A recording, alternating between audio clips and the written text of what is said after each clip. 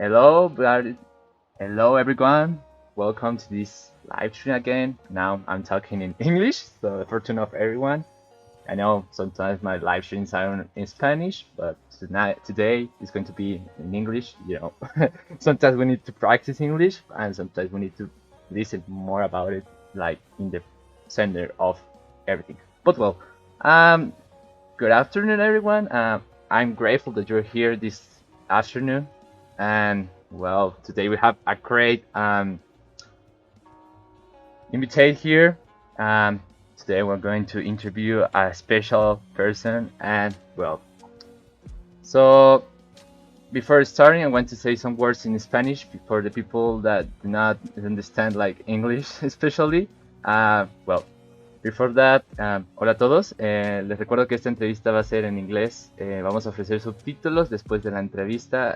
Igualmente daremos un resumen en la página para quien guste. Gracias por el apoyo y disfruten este video. Okay, so, well, it's a pleasure to have a great person tonight. We sadly, the old house had ended and left of us many memories, like a great series, which is Undoubtable, Mark, Many Possibilities remains as one best series today. So well, I don't know if you enjoyed the last episode. I cried. I really cried. So well, we will talk about this later. And well, today we have a great guest here, a person who made a big leap from being a fan to be part of the series. A person who connects with the fandom, the great to be part of an amazing job. Well, so before everything, give her a big warm to Rebecca Rose. So welcome here, Rebecca. I'm thankful that you gave me this opportunity. Thank you so much.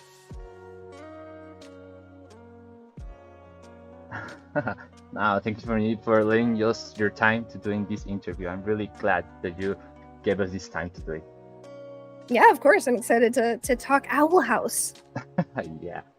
There are people asking about what is going to happen with the old house, what is going to get in the future, but well, people, let's take a breath. But well, maybe in the future, but hey, let's take a chat and listen to this amazing interview. We will talk about the old housing later, but before that, we will talk about, common things, about animation, like get in touch, and also breaking the ice. Are you agree with it? Yeah, of course, ready. So, okay, let's go. Well, if you know about Rebecca, she was actually a YouTuber like me before doing the Old House and working on the Old House. She made like a lot of videos analyzing the chapters of the Old House and Amphibia. And she also interviewed Dana Terras and Matt Bradley for a fundraising event, I think. And that she announced, like, I think was in 2021, that she was she had become part of the production associate for the show. So yeah, so how do you feel about it when you received that news? I know that people was like, oh, Rebecca's going to be part of the series. It was shocking. Things just kind of fell into place for me to get the job. I'm originally from Chicago, Illinois, Right. so I wasn't living in LA. And my younger sister randomly got a job in LA, and she was like, "Hey, would you like to move out with me? Since you want to get a job in animation." I was like, "Yeah, that'd be cool." And I was like, "I hope I get something. Like, that'd be really great if I got a job." And it just so happened that around that time that I was moving, there was a production associate position open on the Owl House. And since I had, interviewed Dana before and I had kept in contact with her, I sent her a message. I was like, "Hey, do you know if anyone within the Disney company is already going to get this job?" Because that will happen a lot in the bigger companies like Disney, Nickelodeon, Cartoon Network. Yeah. They'll just kind of take someone from one show or one production and just kind of move them to another. So I asked, I was like, "Hey, does anyone have this position?" And I think they had been interviewing other people at the time, but she said, send me your resume and then I'll send that to my producer, and we'll see what happens. And so while I was moving from Chicago to LA, I was interviewing with one of the recruiters at Disney, and then that went really well. And then eventually I ended up interviewing with the production team on Owl House. And then I got offered the job a couple hours after that interview, 2 days after finishing my move from Chicago to LA. And honestly, it was just so much was going on at that time with just me moving, across the country and just trying to get everything organized and set up, that it was just like, it was like no thoughts, went through my head. Like when I got the news that they wanted to bring me on for the show, it was just like shock. I was absolutely like stoked and super excited, but also absolutely like terrified, because I was like, oh, I don't want to like mess this up. I don't want to, like get on the show and then they're like, oh, this was a terrible idea, we shouldn't have hired her. So you were scared, like thinking about the future, right? Like the idea that what I'm going to do, I'm going to mess it, or I know you're thinking about it, like getting like, I need to move to LA, or I need to, that things that you need to do after saying yes to that work, right?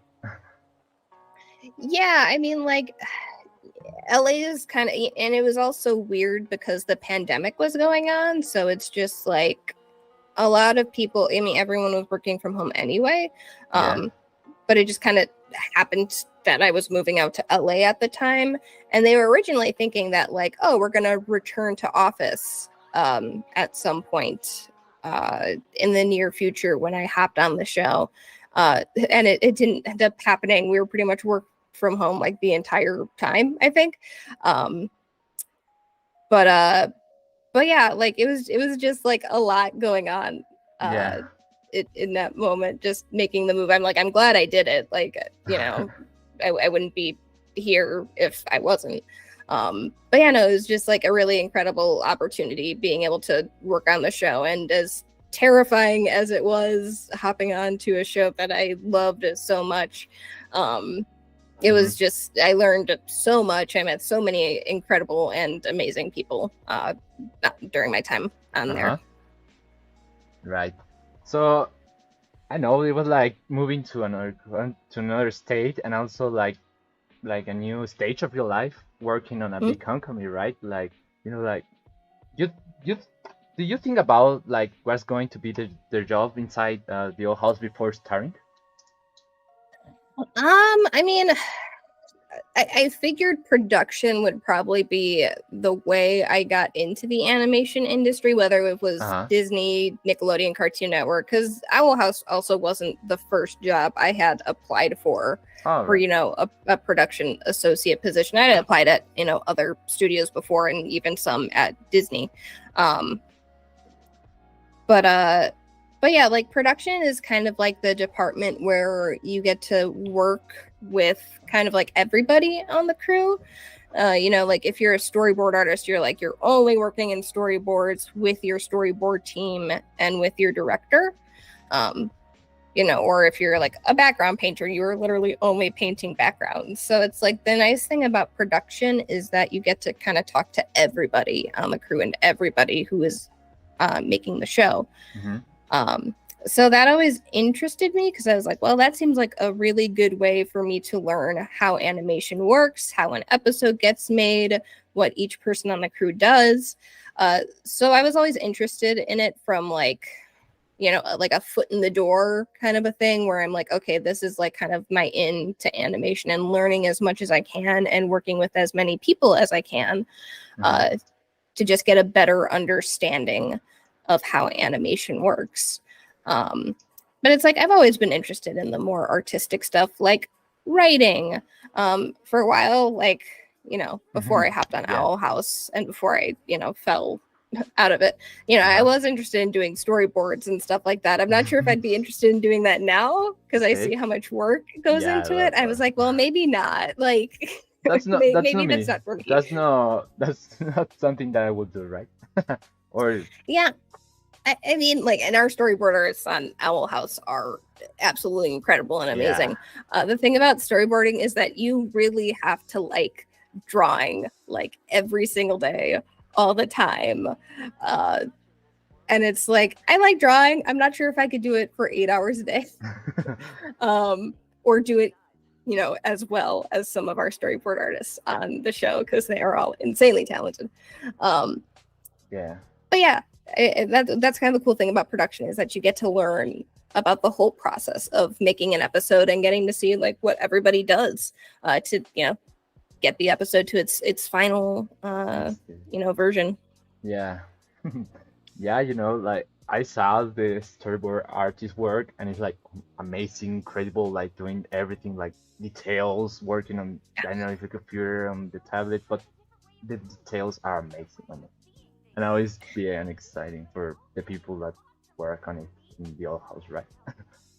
Oh yeah, absolutely. And I mean, just like a lot of our storyboard artists had been on the show for a while, some of them since season 1, and then some of them in, you know, season 2. The season I worked on primarily was season 3.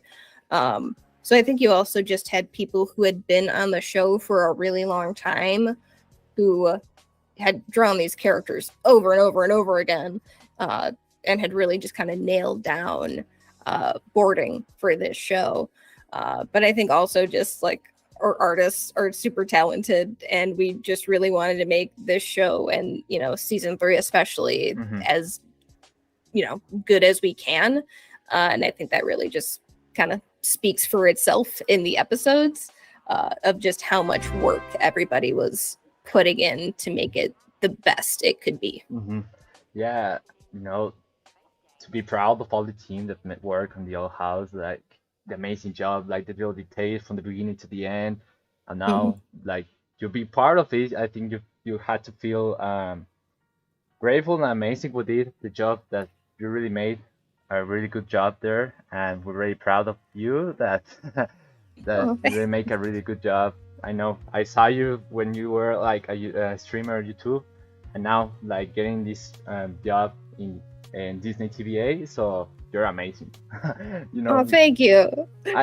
I'm doing this like because of you. You know, you inspire me to doing this, like the interviews and something like this, and yeah, thank you to you. Oh, no, that's so nice to hear. And like, that's honestly some of the best stuff just since joining the show, is people saying that like, oh, like I got into the Owl House because of your videos, or oh, I got really into like analyzing characters and making theories and stuff because of your videos. Like, that's the stuff that just like is so like heartwarming, and the stuff that just like means so much, because it's like, oh man, that's so cool that, you know, I made something that other people like. And I mean, that's kind of like how, I mean, it started for me with YouTube. Like, I was super into Steven Universe, and like people would make like Steven Universe theory videos and review videos, and I was like, oh man, that seems like fun, like I should do that. And so it just kind of started out as just a fun thing for me to do. I didn't even like consider it being a job at any point. But that's how I met like a lot of you know, my friends that I have now, is through YouTube, and some of them also have jobs in the animation industry now, from starting in YouTube. So it's like, it's really just nice to just see like fans who are so passionate and just kind of inspiring each other to make stuff that makes them happy and that they're proud of. It's really cool to see. Yeah, so thank you to to all of you. But well, some casual questions to break the ice. I want to know, like, how do you describe yourself today? Talk about a little. Tell us about you. Right, really. Oh yeah. So where to start? I've always been kind of like an artsy kid. I always loved drawing, like from a very young age, like specifically Pokemon. Love Pokemon, still love it now. But like from a young age, that's kind of how I found out about like anime, like was Pokemon and Sailor Moon. And I didn't even know what like anime meant or what anime was. But I always gravitated towards that. Like, instead of like what was on Disney Channel at the time. Not saying like those shows are bad or anything, but just like from a young age, I was just like, no, like Pokemon and Sailor Moon, like they had, you know, more of like a story and, you know, like monsters and creatures and action and stuff like that. And that was kind of the stuff that I really gravitated towards. Yeah. So I've always just kind of been like a nerd and just like I like cartoons and anime and video games. So yeah, so I always kind of figured I'd get into animation or at least something creative at some point in my life. But I also like sports a lot. Right. Yeah, I'm big into like American football. Oh. And for a while, before, you know, going to art school and stuff like that, I was thinking about getting into like sports medicine and like athletic training, because I also really liked like anatomy and biology and just kind of learning how like the body works and like all the muscles and bones and just, you know, how bodies heal and how sports injuries happen and stuff like that. I just always found that like super fascinating. But I was like, you know, art seems more fun. Art seems like more chill. I like making cartoons and being a nerd, but yeah, so I don't know, nerdy sports person, I guess, is how I would describe myself. Yeah, I didn't know about that you like sports, like American football, really. I also like American football, you know, like watching Cowboys team in my case. Oh, you like the Cowboys? See, I Yeah. don't like the Cowboys. So you're a Chicago Bears team? Yes, I do like the Chicago Bears. Yes, they are my team. They have not played well for the past couple of years, but this year I'm feeling good. We have a lot of draft picks this year. So you think you have chances? I think so. And Aaron Rodgers is hopefully going to leave the Green Bay Packers and get out of our division. So that will be great. Well, I'm hoping for it. I know, fingers crossed. Well, you know, in my case, it's like every year I'm saying, yeah, this is the year, and it never happens. And you're like, come on, dude. I know. Well, like, I feel bad for the Cowboys because I feel the Cowboys will like get to the playoffs and then just lose like the first round and like get knocked out. It's like it's this false hope. Like, at least with the Bears, it's like, oh, they're probably going to be bad this year, and you just kind of like accept it. You always hope that they'll do better, but they don't. But you're like, yeah, this is about what I thought was going to happen. So you don't expect anything on it, like getting in the playoffs or something? You know, it's always like a stretch. I'm like, if we get to the playoffs, that's kind of like the Super Bowl for us. Is like if we get to the playoffs, that's like our Super Bowl. But honestly, this year I think we will improve. We will be a better team this year, so we'll see. Yeah, I hope so. And I think they're playing the LA Chargers this year at SoFi Stadium. So I'm gonna try and go to a game since I'm in LA. I can go to that game. So yeah, you know, the LA Stadium is amazing. I went to LA last year in September. Amazing stadium, but well. Oh yeah, SoFi. I went there I think 2 years ago when the Bears opened, had like the opening Sunday night game with the LA Rams, and we lost. But the stadium was very, very cool. Right. Yeah, it's amazing. Okay, so getting back to the past, like 2020. This is a sports interview now. Kind of. You know, it's not a Cowboys fan, so what I can hear about it. No. But well, how did you experience with the pandemic? You know, how did you feel during the months of quarantine? Because I know some people didn't have a great time there, but in your case, I don't know, how did you feel? What you make you through about it in quarantine time? I mean, honestly, like for me, the pandemic and like quarantine was not that bad, and it's because of Owl House and because I started making YouTube videos. At first it kind of just started out as just a fun thing for me to do since, you know, I was at home and I was just sitting around doing nothing. And I had my YouTube channel from when I was doing like Steven Universe stuff, but I wasn't posting on it or making videos. And I was like, well, I'm sitting here at home and I have nothing to do. And this new show called Owl House just came out, and Steven Universe Future had just ended. So I was like, you know what? I'm just going to start making videos on this cool new show. Yeah. And it started because, you know, at the time quarantine, people were just like, okay, we'll probably be like a couple weeks, like at most. And then obviously it kept going and going and going. And, you know, and COVID's still a thing. It's still around. So, you know, it's kind of still going.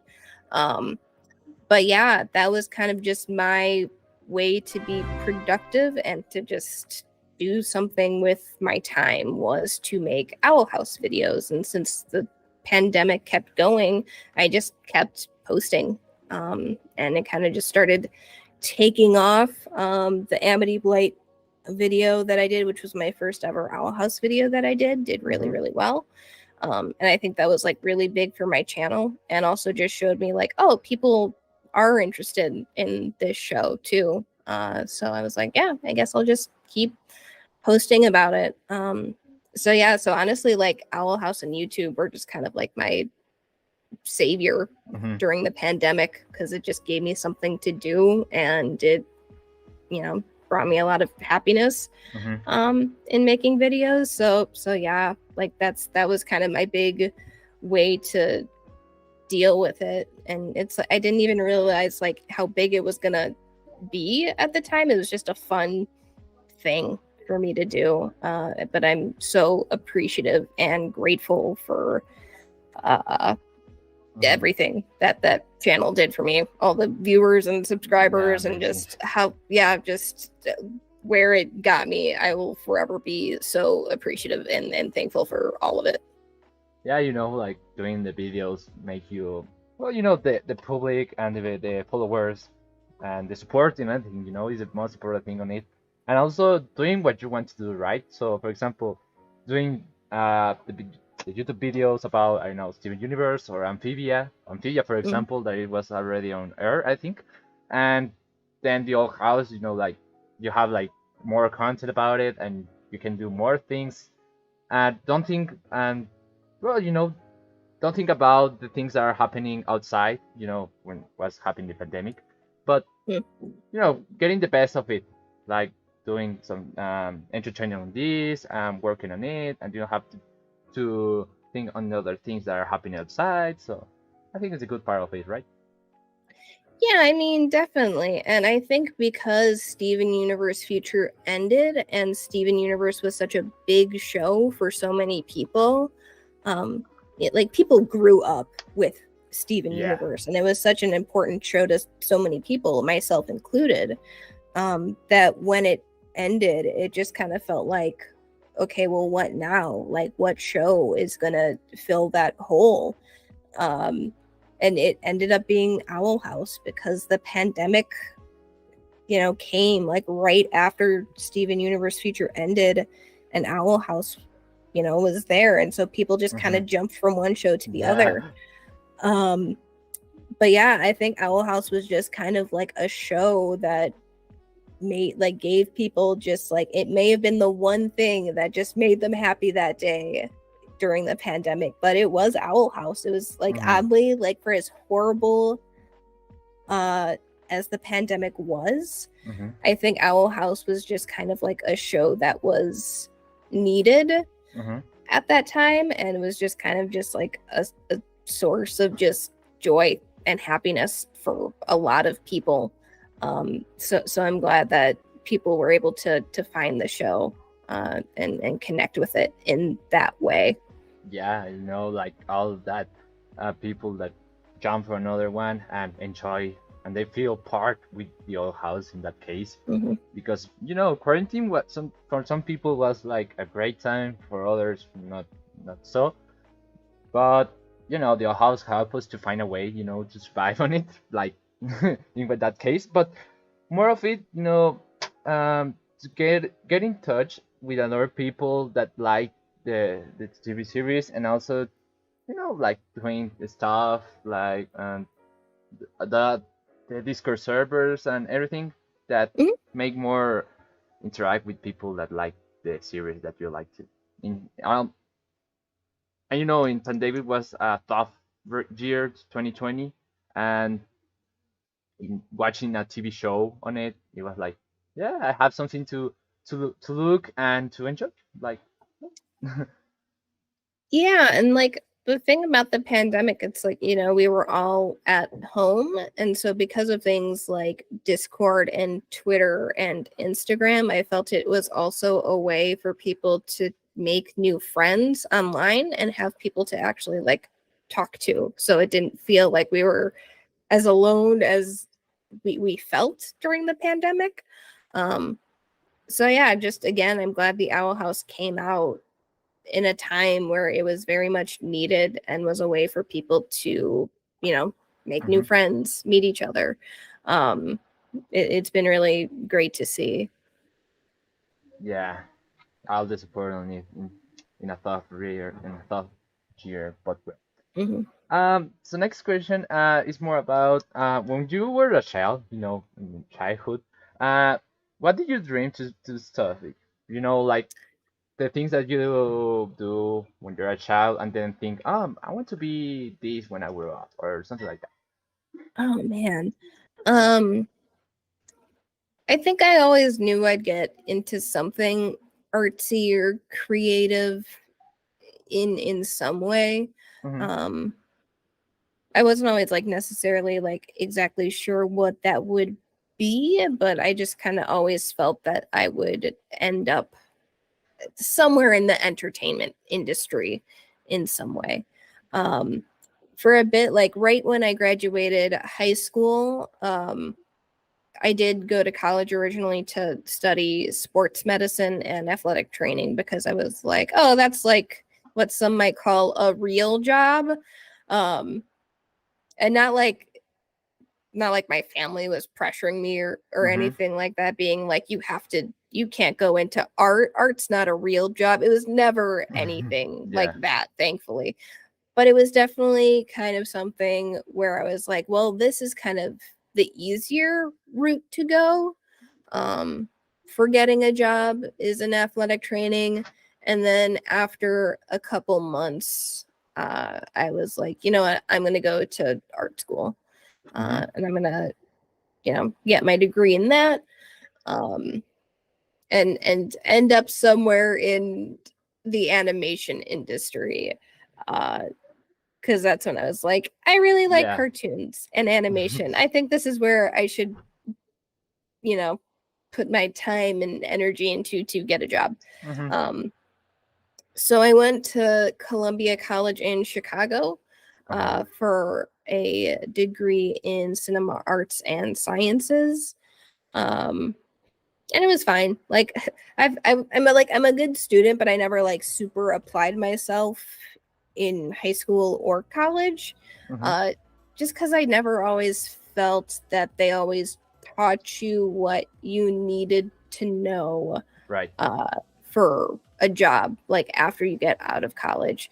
Like I learned more in my first year at Disney TV animation Hmm. than I did like the 4 years that I went to art school. Because a lot of art school, it's just like, we're going to do an animation exercise. You're going to make this ball bounce, or you're Hmm. going to do a walk cycle, which is important. You have to have the skills uh, to be in art, but also it's like super important to understand like the day to day responsibilities that you have as an artist on a show like Owl House. Right. Um, so I wish that was taught more in schools and colleges about the whole animation process and what each job is, what each person does throughout that whole pipeline. Um, but yeah, no, I think I was always just like, I'll end up in art in some way. And I mean, after college, I was applying for jobs, and I never really got anything because it's really hard to break in. Mm-hmm. So I did freelance video editing for a bit for another YouTube channel that does like art tutorials Nice. called Proco. Yep. So I did editing with them for a while.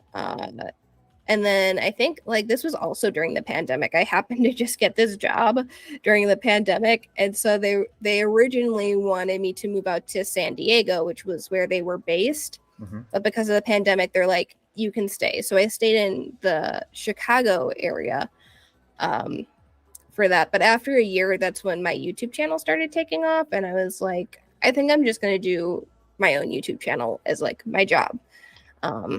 And so I did, and I did that for a while. Mm-hmm. And then, you know, after a bit, that's when I moved out to LA and applied for the position on Owl House and very thankfully got it. But like, I didn't think YouTube was going to be the way that I got into animation.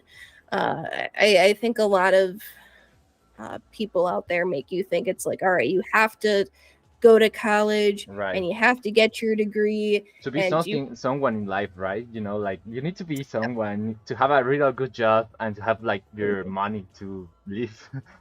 Yeah, and so like, and I'm not saying like it doesn't come from like a place of just being like wanting someone to do well to get a job, but I think just like with animation specifically, there's so many different ways to get a job in the industry. Mike Austin, who was a storyboard artist on seasons 2 and 3, he was like a Steven Universe like fan artist and would draw thumbnails for the YouTube channel The Roundtable, and that's how Mike Austin and I first met, was through that. But he got a job on Owl House and he was still in college. He never graduated and he wasn't even going to school for art. Mike was just self-taught, and it's like he got a job on the show. He didn't go to college, you know, he didn't go to like, you know, Cal Arts or, you know, SVA in New York. Which are like these big art schools that like everyone's like, oh, all these artists, you know, go there to study and learn and make their way into the industry. And it's like there are artists like that. I mean, Dana went to SVA. Yeah. But it's not always necessary to go to a big art school. A lot of the time it's just like part of it's luck, and then part of it is just kind of knowing the right people who can help you, you know, get the job that you're looking to get. But yeah, no, I always thought I'd end up in art in some capacity. Very surprised that YouTube is what got me here. But I'm very thankful that it ended up working out. Yeah, it looks like cool. Like you didn't think like you're getting in like in Disney, you know, like you were like only a YouTuber doing reviews and everything, and then you have like the opportunity to work at a big enterprise like Disney, and then work in the Owl House. Like that, a lot of things that happen in a short time, and then you have to take that big step, right? Yes, it was a lot. I was very stressed. as excited as I was to work on the show, every day I showed up to work thinking I was going to get fired because of just the pressure of working on a show like the Owl House. Like, I need to work because I get fired. Well, it was just like, I don't want to mess up. I was like, if I make a mistake, they're going to fire me for sure. But no, everyone on the crew was super nice, super understanding. And a lot of our design team, so the ones who do like backgrounds and come up with like the character designs and stuff like that, and like props and effects, a lot of them were actually pretty new. A lot of them, Owl House was also their first job, which is very intimidating to come onto a show that is the Owl House in its final season with the 3 specials, and it's a lot of new people. as their first job. It's very scary and intimidating, but I think there was just this feeling that we all wanted to make the show the best it could be. Yeah. A lot of pressure, very nerve-wracking, very stressful on certain days, but I think it was definitely all worth it in the end because we were all fans of the show. I mean, at that point with season 3, everyone knew what the Owl House was. And so I think just having a bunch of people who loved the show so much just, made us work even harder on it. Yeah. So talking about your YouTube channel that you were doing about it,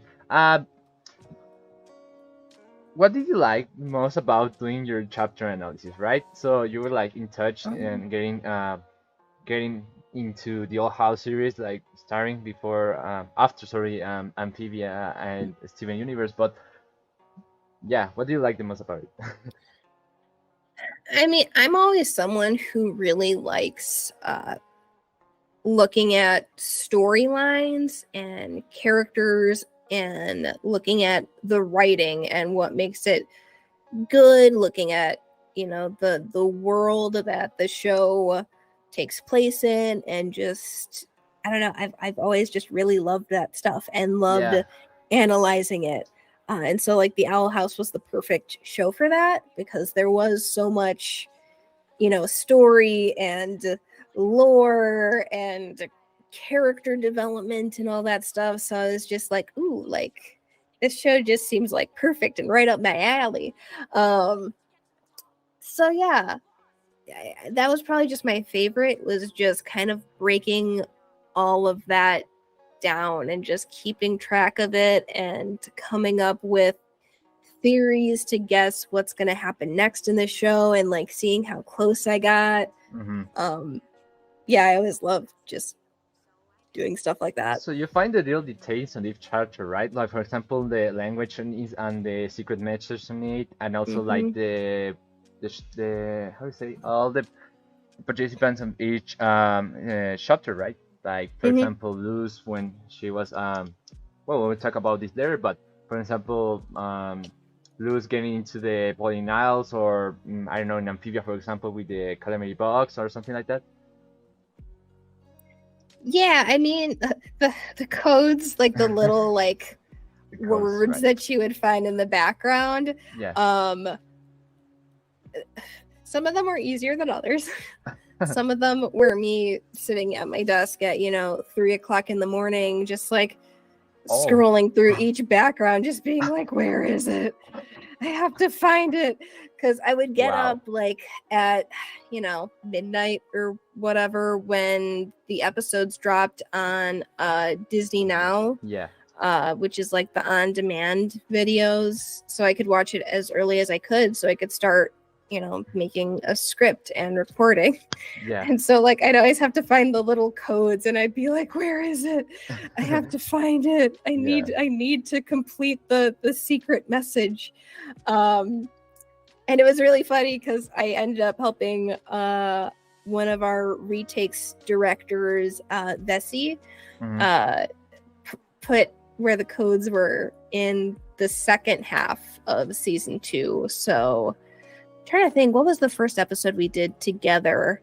I think it was Them's the Breaks Kid, which is the Rain and Ida episode with Tara.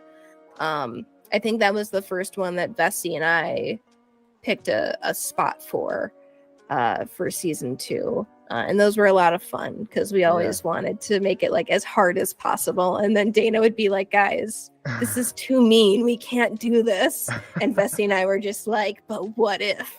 But yeah, it was fun. It was just kind of like one of those things. So I was like, oh man, I used to like look for these, now I'm like picking where they go in an episode. But yeah, no, I love stuff like that. I mean, Gravity Falls did a lot of that too, with like secret codes and messages and stuff like that. It's something that, if you're a viewer, you get really into it because you like trying to find all the little details that are in there. And it just kind of shows like how much, Dana and the crew care about throwing those little details in for viewers to catch. Right. But yeah, it's a lot of fun. Yeah. I saw that you have really very fun with your videos and everything on it. I remember like the first video you upload about the old house. I remember I think was well 2 weeks ago. I think I love like the news that one of your video was like 3 years anniversary. I think or 2 years. Yeah, like wow, 3 years like Rebecca Rose upload this in her YouTube channel. And I was like, wait, I remember to saw this. Yeah. Yeah, I mean, like it's pretty much like the 3-year anniversary basically of all the Owl House stuff that I did, because the first video I posted was the Amity Blight video, and I think that was March 20th.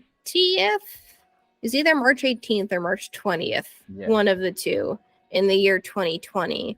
So yeah, like basically last month we just hit the 3-year anniversary, so now all my videos are switching over to like the 2-year to the 3-year thing on the little upload thing at the bottom, which is really weird to think about.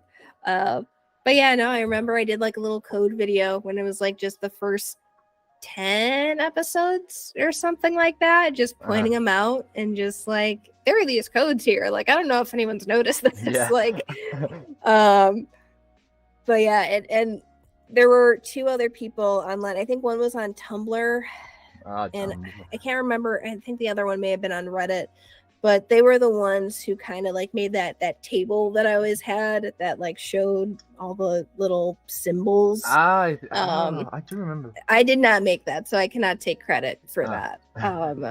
But because thank God, because I was like, I don't want to make a table. Like that'd be so much work, but someone else did it already. I was like, oh, thank you. But yeah, no, stuff like that is always super, super fun. And I'm glad that more people started noticing the codes and like the little message where if you like take the first letter of each episode, it spells out, something else. I'm glad people started catching on to that, and they got excited when they predicted it or found the little codes in the background and stuff. It's a lot of fun to see. Yeah, all the things that they are love and true. Also with Affinity, when I don't remember if the episodes were released in the night before uploading them in Disney Now, but I do remember with the things, for example, in True Colors, where all the theories come out and say, "Oh, that's final," made me cry, or the post I think was Disney, I don't know who, about it was to kind of be. It was True Colors, right? I think it was the last episode, season 2. But all the things that happened, that Marcy when she was like with the knife and everything, and then with Andreas, and then getting in season 3, it was like, oh, what's happening to Marcy? And the theories, right? Yeah, I mean, there were all the theories, and I know with the True Colors thing, they had Matt show the new season 3 intro where it's like it showed like Marcy in like the test tube and stuff, because Disney is like, well, we can't let people think that she might be dead. Like, Disney of course is just like, what would the children think? And it's like, it's fine. Like, let them think about it. Just like it. That's the point of stories and storytelling, is that you want to just be like, oh, but like what happens? And then you're excited to watch, to tune in next time. Yeah, and I still remember when it was leaked, the episode, the last season 2 episode, and then the real what happened there, about the 1-page load the episode, and then there was a lot of there with Matt also getting in Twitter with the people that was like, oh, it was the people from that country, and they were like, no, it was from other places. But that cases of episodes get leaked, I think I agree with Matt and Dana with that thing, and maybe we'll talk about later on it. But in that case, and True Colors, for example, that episode, I think that the experience to the people that they want to watch the episode and it get leaked affects everyone. For example, that they just want to see the episode on their TV, or maybe with all the experience to watch it without spoilers and anything on it. And there's people that get spoiled because of that, people that they want to share the content to get more followers, or only to, share it on it. Yeah. leaks are always so hard to deal with because it's kind of like once it's out, it doesn't matter really like if we track the source because it's like somebody else probably already downloaded it or screenshotted it. And it's like, well, it's just going to spread now. Mm-hmm. And it's like, of course, we want people to see the episodes, but it does really hurt a crew when, you know, there's a release date and everyone's super excited about it. And then like an episode leaks and then it's just everywhere. And then people are getting spoiled. And then people feel like they have to watch the leaked episode because they don't want to get even more spoiled than they already have. And it's such a tricky thing, you know, but it's also just like you said, there's the channels out there that like just try and post the episode or screenshots just to like get followers and get views. And that's the kind of stuff that honestly bothers me the most is just like, really, like the crew's telling you not to watch, you know, the leaks, or if you do, don't post about it. And there's people are just like, hey, look at this super spoilery thumbnail that I got from the episode that just leaked. It's like, why? Why is it necessary to upload it on Twitter, specifically on Twitter, or maybe, I don't know, Tumblr or Reddit, but Twitter, that they can get to more people and the algorithms make it to you to saw that thing. And I was like, oh, come on, dude. And also affects to Matt and Dana with all the things that happen on it because, you know, it sucks, but happen, right? In every show, for example, I don't know if it happened with Gravity Falls or Steven Universe in that cases, but it really sucks and it really affects everyone. It's just not the person that upload the I don't know if it's the thumbnail, the whatever it was, but also the people that share it. You know, it's like just only one person. It's all the people that make that a big circle and it's getting that ball that is getting bigger, and also affects the people that make the show and also the people that wants to see the episode, right? Yeah, and I mean, the hard thing is, I mean, I've only worked with Disney, but I know that Gravity Falls and Steven Universe both had issues with leaks in their past too, so.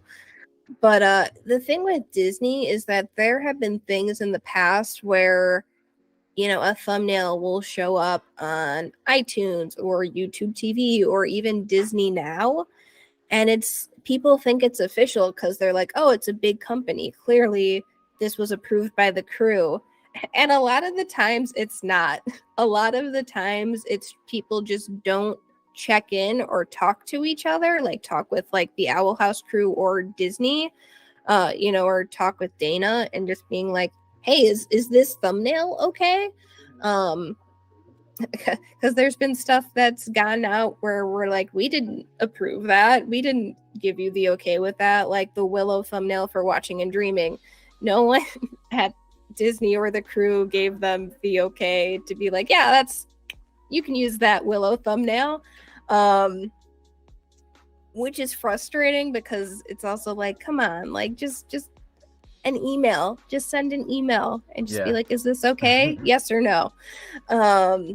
So that stuff's frustrating. I mean, I guess the one nice thing now is like, oh, well, the show's over, so now we don't have to deal with that. Yeah. But yeah, no, it's always very frustrating, and it just kind of really. The crew's always excited for fans to see the episodes, and when something like that happens, it's just kind of like, you know, all the energy just kind of leaves the room.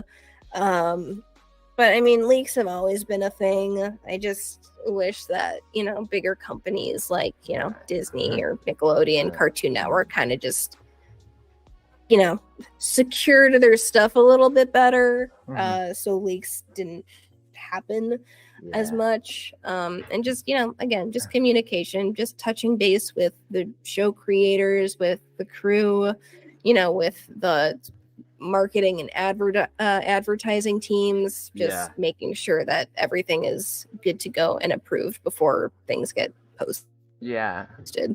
It will be better for all the companies without us that spoilers and leaks, but well, things will happen in the future. I don't know if they're getting like work on it, security and everything on the internet, but well, we will find that out I later. I know. I hope so. If something leaks, then Hope there's not. still work needs to be done. But I mean, the other thing is, there's always people out there who are going to actively try to leak stuff just for attention. Yeah.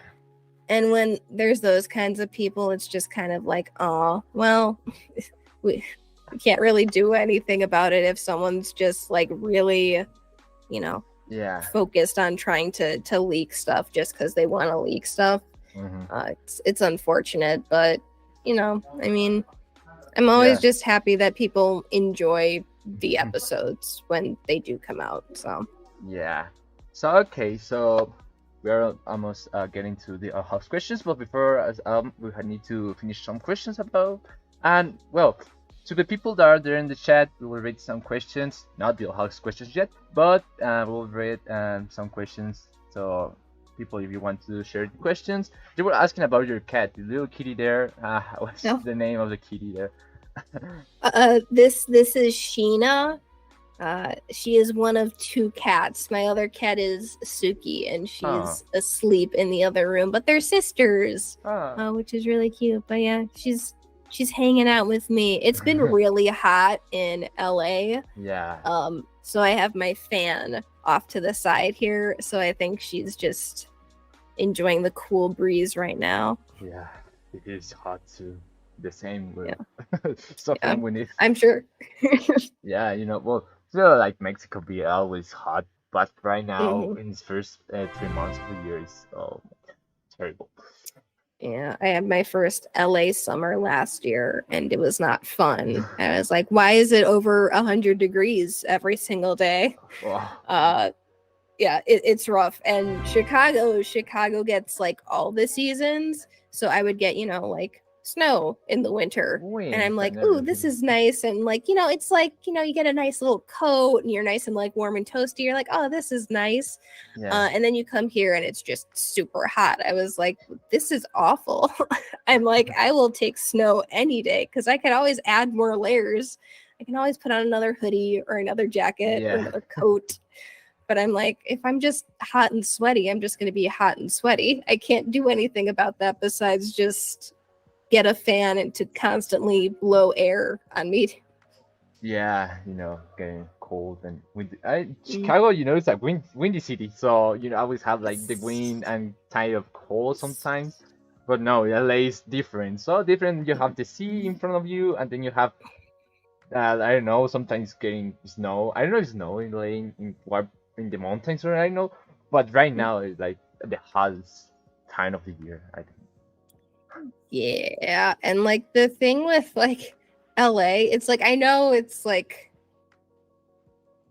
close to the ocean, but it's like, it really is mostly just like desert with mountains. The fact that we've gotten like so much rain though the past couple months has been wild, and I was like, why can't we get more of this? Like rain is nice here, and like things turn green and everything's not just a light brown color, like sand colored. But now it's getting hot again, so I think all that's gonna go away. So I'm like, oh well, it was nice while it lasted. Yeah, we need the rains back. But not that well, but like the normal rains. Yes, the normal rain, not flooding rain. So okay, like another question is about, do you know to speak Spanish or another language instead of English? I took Spanish in high school, and then I don't think I took Spanish again after that. I'm sure if I like sat down and started studying it again, it would probably come back to me and I'd probably pick it up. But no, not since high school. I've not picked up any other language or studied Spanish. You need to try the Spanish, right? Visit another country like Mexico or Spain, I don't know, in the future. Yeah. I mean, I wish, like, I would always love to learn another language, but I know the older you get, the harder it gets. Yeah, I think. But it's like, man, I should just like download Duolingo and just, do my little language exercises and stuff like that each day. Because it is good. And I think like learning a language is like super, beneficial and just a fun thing for people to do. But yeah, no, I do wish I stuck with another language at some point. Yeah, like learning another language is kind of hard, but when you're, that's right, if you're growing up, it's harder. So, like getting in touch with people that talks in French or another language. I don't know if that happened to you, like the people that wrote you on Twitter or on your Instagram, and they were like words in Spanish or in another language, and you're like, what are they saying there? I need to use a translator. I do sometimes I see people who comment on my stuff and I will translate it to see what they say. The one thing I have noticed is that Luce's name always gets translated to light. And I was like, no, this is a person's name. I know Luce means light. Yeah. But yeah, like sometimes I can like pick up, I think reading Spanish is easier for me than speaking it. I think like I can still like it's tucked in there in my brain, but I think like some of the Spanish that I do remember, I think it's easier for me to read it versus like if I were to actually like speak it. But yeah, no, I do see comments in different languages, which is always just kind of nice to see. I'm like, oh, there's so many fans, like that's so wonderful. Yeah, for example, with the YouTube channel, like people seeing watching your videos from another country, like for example, I know from Europe, from Latin America, or from Asia, I don't know where, but like that feels like people from other parts of the world watching my videos out there. Okay. Show it's reaching such like a global audience. Yeah, no, it's just really wonderful to see. I think there's been, fan artists in, like South Korea and Japan who really like the show too, because like I see fan art from them, and I'm just like, oh, like that's so awesome. Yeah, it was amazing, right? Mm-hmm.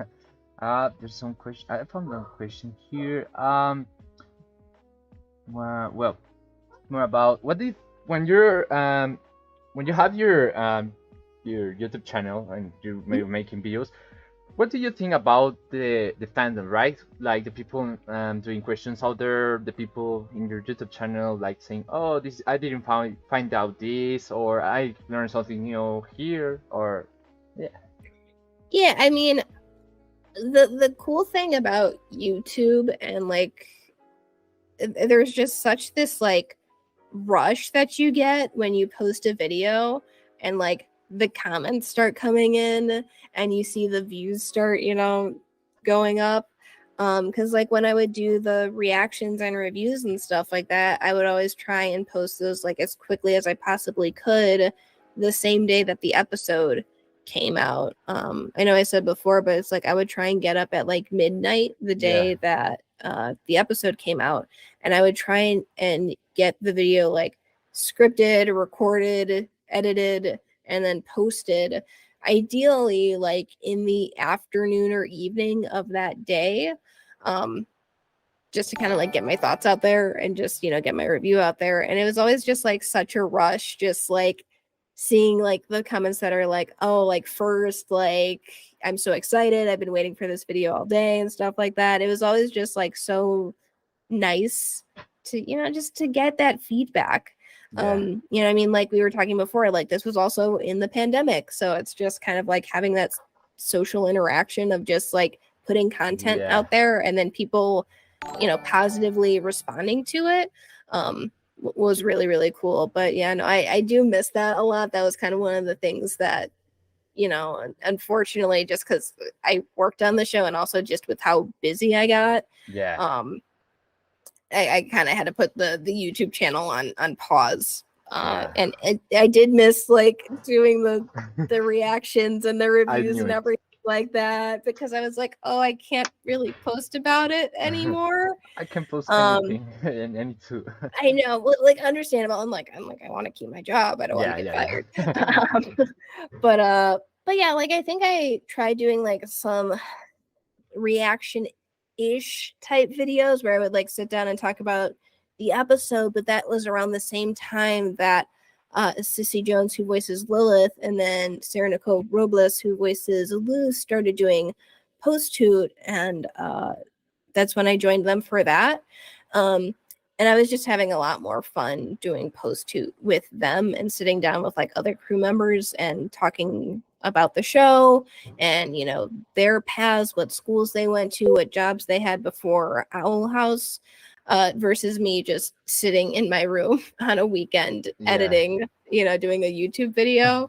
Because YouTube was my job before, but then when I got on Owl House was my job Monday through Friday, and then Saturday and Sunday is my weekend to do fun stuff and have my Hmm. free time and stuff. So when I was like dedicating a day to just doing a video where I didn't always feel like I had a ton to say, because the first few episodes, like Follies at the Coven Day Parade, Elsewhere and Elsewhen, like those episodes, I wasn't on board the show yet. Yeah. um those episodes were pretty much already done when I hopped on, so I didn't have like a ton of insight into those. It wasn't until like later in season 2 and season 3 where I had more to talk about. So doing post toot was kind of like a way for me to still kind of do YouTube content without completely jumping back into it. Yeah. um which was really nice. And Sissy and Sarah Nicole are like two of the nicest people ever. And they were the ones who came up with the idea for Post Toot in the first place, because they were just like, hey, this show's really, really good. This crew is amazing. We'd like to meet more of them and know, what they've done before, what their job is. So, I mean, props goes to Yeah. them for just being so invested and interested and care about this show and crew so much, because I mean there's plenty of cartoons out there where I don't think the voice actors even care about the rest of the crew and what the show is. Yeah. So yeah, so Sissy and Sarah Nicole are absolutely amazing. Yeah, they're amazing. So here, yeah, they're amazing people. They're really voice. So here's a question of Singa21. Thank you for your $5. I just want to ask: is Rebecca part of the LGBT community, and how did you help the rest of the crew in making the show so great? Oh yeah. So I'm bi. So I mean, a show like Owl House and like a character like Luce and Luce's relationship with Amity is something that I would have loved to have seen like when I was younger. Right. I mean, I love seeing it now, obviously. I mean, I think any representation is great to see, whether it's a Disney Channel show or whether it's another show. So yeah, like I would have loved to see a character like Luce. And just aside from being bi, like Luce is a bit more of like a tomboy. She's not like like super girly or like feminine. And like I was always kind of more of like a tomboy. I honestly got along with like boys when I was like younger, because like we'd play video games and sports and we'd like catch bugs in a field and stuff like that. Yeah. And so that's kind of like the energy I get from Luce. And I was just like, oh, that's kind of like, it's kind of like how I was, when I was younger. So yeah, would have loved to seen a character like Luce or Amity when I was younger. In terms of making the show as good as it is, I mean it's a crew effort. I mean there's plenty of people on the crew as well who are part of the LGBTQ plus community. And I think we all just knew how special this show is. And we all were fans of the show. We all loved the show. And we all just wanted to do the best we could with it. So yeah, I think it was just like the crew cared about this show so much and they just wanted to make it the best they could, because it's a show I think we all would have liked to have had when we were younger. Yeah. Thanks for your words and thank you for that question. Yeah, great question. Yeah, that's a great question also. And yeah, that things that help to your house making it, and also like not the center of the message, but also like the things that they're part of the show that helps to be part of it, and also that the people feel part of it, right?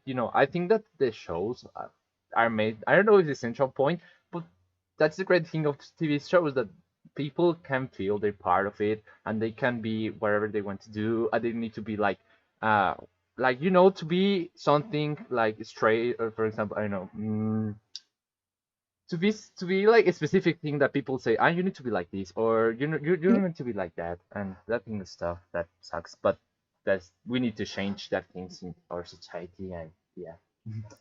Yeah, and I mean, I think that's what a lot of the Owl House is. I mean, Bellis's whole thing is you have to join a coven and you have to do things this way. You know, and Yeah, characters like Luce and Ida are the ones who are like, no, we're not going to do that. We're going to keep doing what we want to do and what we're interested in and what we think is right. Um, a lot of just, I feel that, you know, Bellows is, I guess, like, if we're looking at it like symbolically, it's just like, you know, taking away people's individualism and what makes them unique, and just to tell them to kind of like fall in line and be the same and follow exact orders. Um, you know, and obviously, you know, Luce, Ida, King, you know, all of our protagonists, you know, defy that. And that whole way of thinking. So I'm very glad that people are connecting to the show in that way, whatever it may be for them personally. But yeah, I think it's a great, you know, message to yeah, have, is being true to yourself. I mean, the whole thing of the show is us weirdos stick together. yeah. That's Um, and you know, so the things that make you unique or weird makes you who you are. So yeah, I think it's a wonderful message to have in a show. yeah. Here's a question that I really like. This question. It was about your YouTube channel. Let me find this question. Yeah. What motivates you to open YouTube channel? You know, how, what did you make to start your doing all that stuff that you make? Mhm. Yeah, so I started my channel like a while ago, like years and years ago before Owl House, for Steven Universe stuff. And it was definitely more of just like a fun thing that I'm gonna post a video kind of like whenever I feel like it. There was really no schedule or anything like that. It wasn't until Owl House came out and the pandemic started, which is where I really started posting more regularly, like on a schedule. Um, and just, I mean, we talked about it a bit before, but it was, you know, the pandemic, so I just had more time on my hands, and I really liked Owl House, and Steven Universe Future had just ended. um so it was just kind of this point in time where I was like, well, this seems like a good time to hop back into YouTube. And I just really liked the first few episodes of Owl House, and I thought it was a really good show. I thought it had a lot of potential, and so I just really wanted to cover it and talk about it. In terms of just like, I guess, staying motivated, one of the things that always helped me is I would make a list of like all the ideas that I had for videos, Mm-hmm. because I think sometimes it gets really hard. Um, because I mean, the thing about YouTube is just like you have to kind of keep making content. Yeah. Otherwise, people are going to stop watching because YouTube isn't going to like push your video in front of people anymore. It's Mm-hmm. like if you stop posting, then the YouTube's like, get out of here. I want more views on my platform. Right. Um, so it always helped me to make a list that I could kind of pick and choose from for whatever I was feeling. Because sometimes there were certain days that I wanted to, you know, make like a theory about like the lore of the show and the world building and all that stuff. And Yeah. then some days there were times where I wanted to make a video about like a specific character, um, you know, and their story arc in the show so far. So I always thought that was like super helpful for me, is to make a list so I didn't feel like as much pressure to come up with ideas. I had them like all written out, and I just kind of picked whatever I was feeling. Yeah. But also take breaks, because burnout does happen, and working through burnout can honestly make the situation a lot worse for you than if you just take the time you need to recover, um, and the time you need just to take a break and take a step away Yeah. from making videos. Because like I said, YouTube wants you to just keep pushing videos out there, and if you're like one person, it's really hard to do, to just keep constantly making videos with, you know, out any other help. So yeah, so take the breaks and time that you need, just in general, not even YouTube. If you're feeling burnt out, just in any way, take the time you need to rest. Yeah, it happened in my case. For example, the thing is just planning to start my channel, as I told you, and also to make the fandom closer to the series. Like the connection. They want to learn more things, and also to the. And I was thinking the idea to get more that closer to the people. For example, with dubbing, in my case, starting with those interviews with people. Well, I started with some artists of the fandom, actually. For example, I had Oh, cool. an interview with, I don't know if you know about Isabolico, I think, artist. Yes, I do. Yeah, I had like my first interview with him, and then I have another interviews there, and I was like thinking like, why I'm doing just interviews? I need to do like more stuff because I will not be only doing interviews for my whole life, and I creating stuff in Instagram about news of the old house in Spanish and English because I was with the idea that we need to break that bridge of language, that doesn't care if you speak Spanish or English or Portuguese or whatever. The point is to learn more about the series that you watch without limitations and without that bridge that we need to break in each. So it's fun to see that, and it's good to see that you make like your channel like in your style, right? That you made to have a really good message there, and also to share like the things you love of the old house or Amphibia or Steven Universe, to share with all the people that also have the same um, things that you like in this series, right? Yeah, I mean, absolutely. I mean, that's the thing kind of about fandoms, is that you realize that there's so many people who are also interested in the stuff that you like. Um, and especially with a show like Owl House, where it was just starting out, it was just so exciting, kind of just seeing everything just grow, over time, and just how big the show got, even by the end of the first season. And I think like Enchanting Gromfright was like a huge episode that brought like a lot of new people into the show. Yep. But yeah, no, I mean, it's been so great just seeing like how the community and the fandom has grown. I mean, we were talking about it before, but just like how many viewers there are outside of the US who have really connected with the show and really like it and really enjoy it.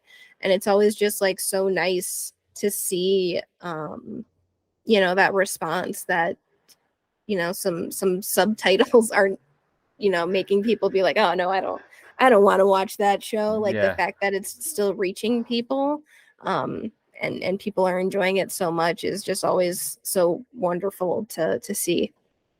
Yeah, it's amazing job there, and amazing like the connection they have with people. I think that's the word, like connection. And it's amazing, like watching all the stuff and all the fan arts, the comics, and everything that happens in our fandoms. For example, in Amphibia or in the old house, especially because there are a lot of media. For example, the animation, specifically on their own YouTube videos, also with the fan arts that I know they make the fan arts so really quick that the next day of the episodes they're already there on Twitter, or 6 or 2 hours later of the episodes they're already fan arts, and I was like, come on, they're just episode came out like 2 hours ago, and there's now a fan art or whatever there is, but holy cow, there's like that people like to make content of it, and they like they finish the episode and they start working like you in the case with your videos, right? You will have your weekend to do all the videos, and then there's stuff of that show, I want to see it. Yeah, no, I mean, that's like also just so awesome to just have such like a talented fan base too. Is just like there's so many people, whether it's YouTube stuff or like cosplay or fan art, like more in Mark, right? Yeah, you I have mean, seen more in Mark. Yeah, like every single day, because he makes a comic like every single day. I'm just like, my goodness. But yeah, like, and like also music, like there's so many great like music covers of Owl House. And it's been really great. Yeah.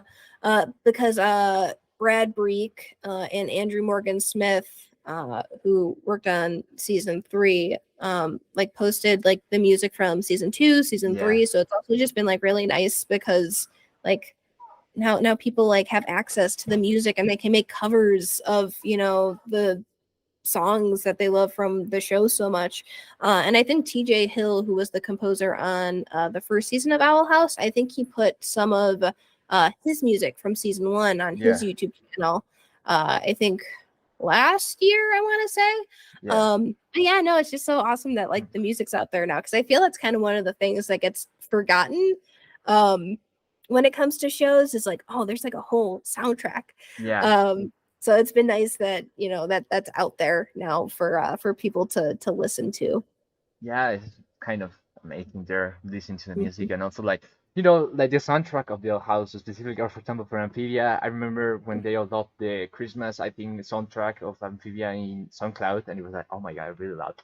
And then Mhm. now watching the soundtrack of the Old House, like specials of the songs in YouTube, it's like wow, it's just amazing to listen that songs that I listen. Well, that's soundtracks that I listen in the episode, right? And then you want to listen again and again. For example, the collector theme, or Yeah. like the Reigns episodes. Mhm. Yeah, the kind of Yeah. thing.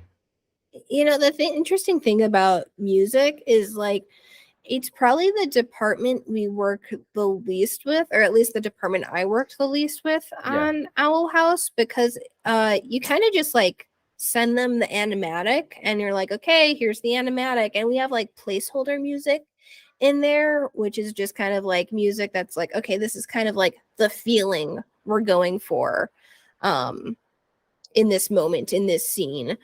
And then they just kind of take it, and then they make the music, and then they send it back. And, you know, if there's any notes or anything like that, you know, they'll revise based on that. But yeah, no, it's always really interesting because, I mean, obviously it was also work from home yeah, during that time with season 3, but it's just like you kind of like send it out. You're like, okay, here you go, make music now, and then it comes back, and you're like, oh, like all the music's here now. yeah, And just watching the episode with the music that's made specifically for a show, it just feels so different than just using just placeholder music, where it's just like, yeah, this is yeah, kind of what we're going for, because, you know, our composers on all 3 of our seasons did absolutely phenomenal with it. And I was so upset at first when Brad Breek and Andrew Morgan Smith were having issues with getting all the music up on oh, YouTube. you're They right. kept getting like a content ID claim from Ah, Disney, and it was just like, but come on. they made the music, Disney. I'm like, what are you talking about? Um, They need permit. but they kind of found like a workaround for Yeah, that, and I think at this point other people have like taken the songs and like uploaded them like individually. yeah, um but yeah, no, I'm glad they got that figured out, so at least it could be out in yeah, the world, because I was like, but I want to listen to all the music on its own yeah, without people talking over it. um but yeah, I would love like a vinyl set for the Owl House at some point yeah. for the music. I think that'd be really cool. Yeah, and also the stuff like sometimes I hear about some remix and all the stuff like mixing out the songs. And for example, I saw some videos that people that they have like uploading music of your house on Amphibia with an orchestra, like they prepare everything like with all the instruments and doing something big with our orchestra, and I'm like, oh my god, Mhm. that sounds amazing. And with the Yeah, no, piano and with the yeah. and that instruments.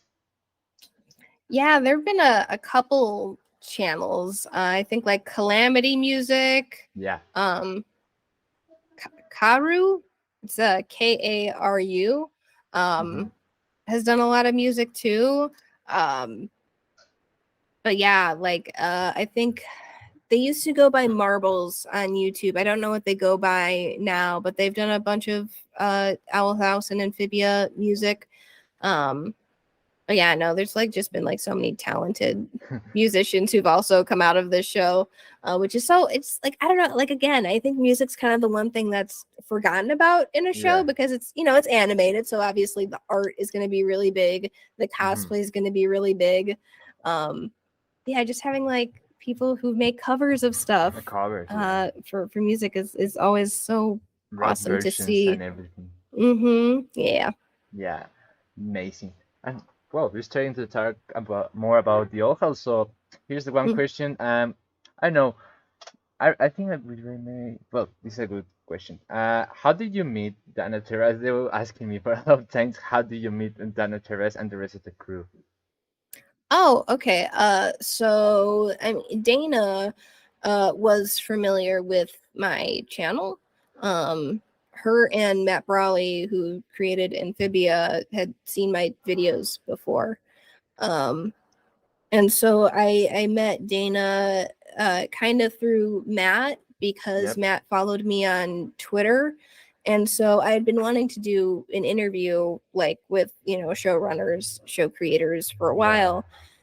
And so I wanted to do one with Dana and Matt. And so I reached out to Matt and I was like, hey, like, I would love to do an interview with you guys sometime. I was like, do you know how I'd get into contact with Dana? And so he was able to get me in contact with her, and then that's how we sorted out doing the interview and stuff like Yeah. that, where we were emailing back and forth, just trying to pick out a day and a time that worked for all of us. Right. So that's how I met Dana and Matt. Oh, The cool. rest of the crew, I guess just kind of, again, like doing YouTube. I think they were kind of familiar with my channel and they would like follow me on Twitter. And the crew also likes watching like reaction videos and stuff like that to episodes with like season 3. Yeah. We'd like, share like different, reaction videos that we've seen that we liked that we'd share with the crew. And they would do that with season 1 and 2 as well. So I think that's how they kind of got familiar with me before I hopped on the crew. Mm-hmm. But I obviously met a lot more of them once I actually got on the crew. Because there's a lot of people who work on the show, and not a lot of them, not all of them are, artists who have like a social media, like Twitter account that, has like thousands of followers or anything like that. Some people don't have any social media at all who work on the crew. Right. But yeah, so that's kind of how I met them. It was just basically just through doing YouTube and then being familiar with my channel. Yeah, that's the thing, right? It feels like you feel like, oh, I'm getting people like getting know about you, like you're growing your channel and people know more about you with your content, and it feels like amazing when you found like that. No, for in my case with the dubbing actors, and I feel like, wow, I'm talking with people that are part. Well, they're make the voice for each chapter and everything on it, and it was like, wow. And then with Abby, I felt like, oh my god, this is getting real. And then with Uh, you, I was like, oh my god, I feel like I wasn't thinking that I was getting this interview in my case, but yeah, when you get that chances and that opportunities, you take it and you say, oh, I think I'm doing the things well, and I'm grateful for each thing that I happened, that each happen every day, for example. Yeah, and I mean, like, the cool thing is just like I think it also shows that like crew and cast members like care about the show to the point that they want to sit down and talk Mhm. about it and what they do, which I think is also really special because I think there are probably a lot of shows out there where, someone just comes in, does their job, and just leaves, Yeah. without really giving much thought to it beyond that. So the fact that it's a show that is that special that people want to talk about it more, it is really, really cool. And like I know people have asked me before about doing interviews and stuff like that, and the only one I've ever done is Matt and Dana. Mhm. So I'm probably not the best person to ask for interviews because you've done more interviews than me. But it's like I always encourage people just to like politely reach out to people and just like ask like, hey, would you be interested in an interview? And like the worst that's going to happen is they say, sorry, I don't have the time right now. Or you just don't get a response, which can be taken as a no, but it's like that's the Yeah. worst thing that's going to happen. It's like nothing bad's going to happen, and just because they say no or they don't respond to you means that like they're angry at you and they're like never again. Yeah. It just probably means that they're busy, like show running, making an animated show is a lot of work, and also some people just aren't comfortable being on camera. So it's just like I always Yeah. tell people, just like don't freak out if anybody says no or doesn't respond to you. It's definitely not like a personal thing. Probably just means that people are busy and they don't have the time for it, or they're just not super comfortable, being interviewed. But yeah, no, I think interviews are always such like a wonderful thing, especially like with show creators and people who work on crews, Yeah. because it kind of like bridges the gap in a way. Like, because I don't know, like you go back however many years ago, it's like people just interviewing cast and crew members of shows that you watch, like that's not really like heard of. It was always Yeah. just kind of like this, they're the crew and they're untouchable and they would never ever sit down for an interview with me. So the fact that there are so many people in the animation industry who are willing to sit down and talk about their Yeah. job is like really, really cool. That it, and like honestly, a lot of the time they're just like nerds who also like cartoons and anime and video games. And they're just really, really cool, nice people. Yeah. You know, in my case, I didn't. I still believe that I'm talking with you right now because this is the thing that I won't believe that I wasn't believing that I was going to interview you, and I was like, well, with chatting with my friends, and I, yeah, you're getting into it with Carol, so you need to enjoy it, and well, man, you're growing up, so, and they're like, Mhm. yeah.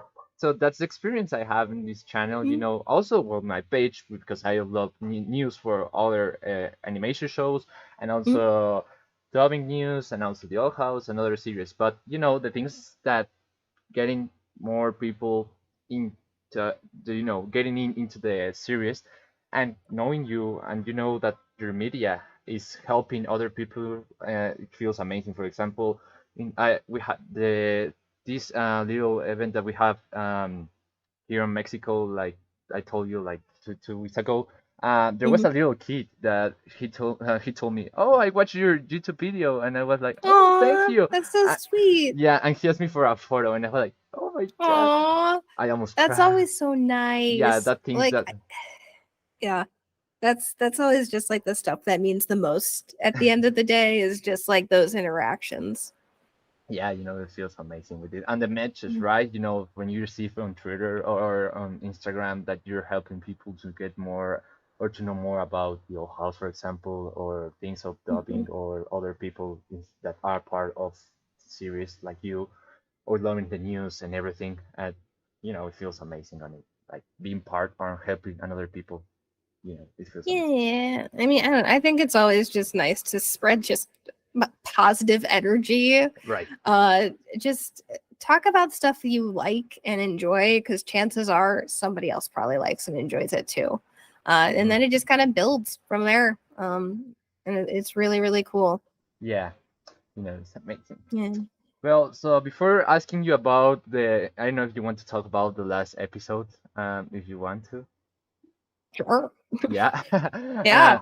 About the last season, about everything that happened on the old house, I want Mhm. to read some questions of the people also because I know in Yep. my case we want to interact with people. I like to see how people are getting in touch with us.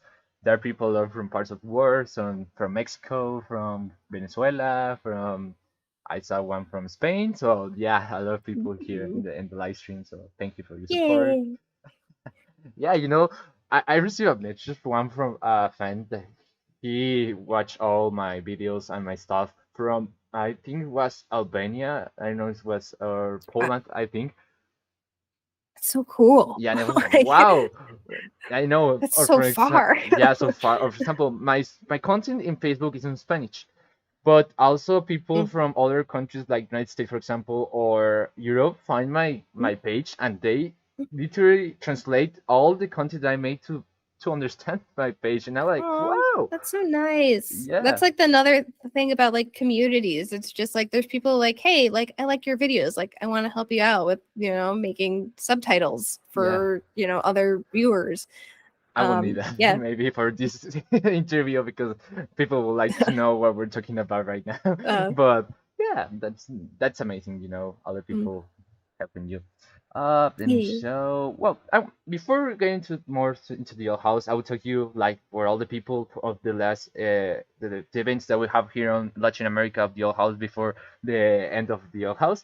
There's a page called I think is Más relevante que Gus en the old house. That's the name in Spanish.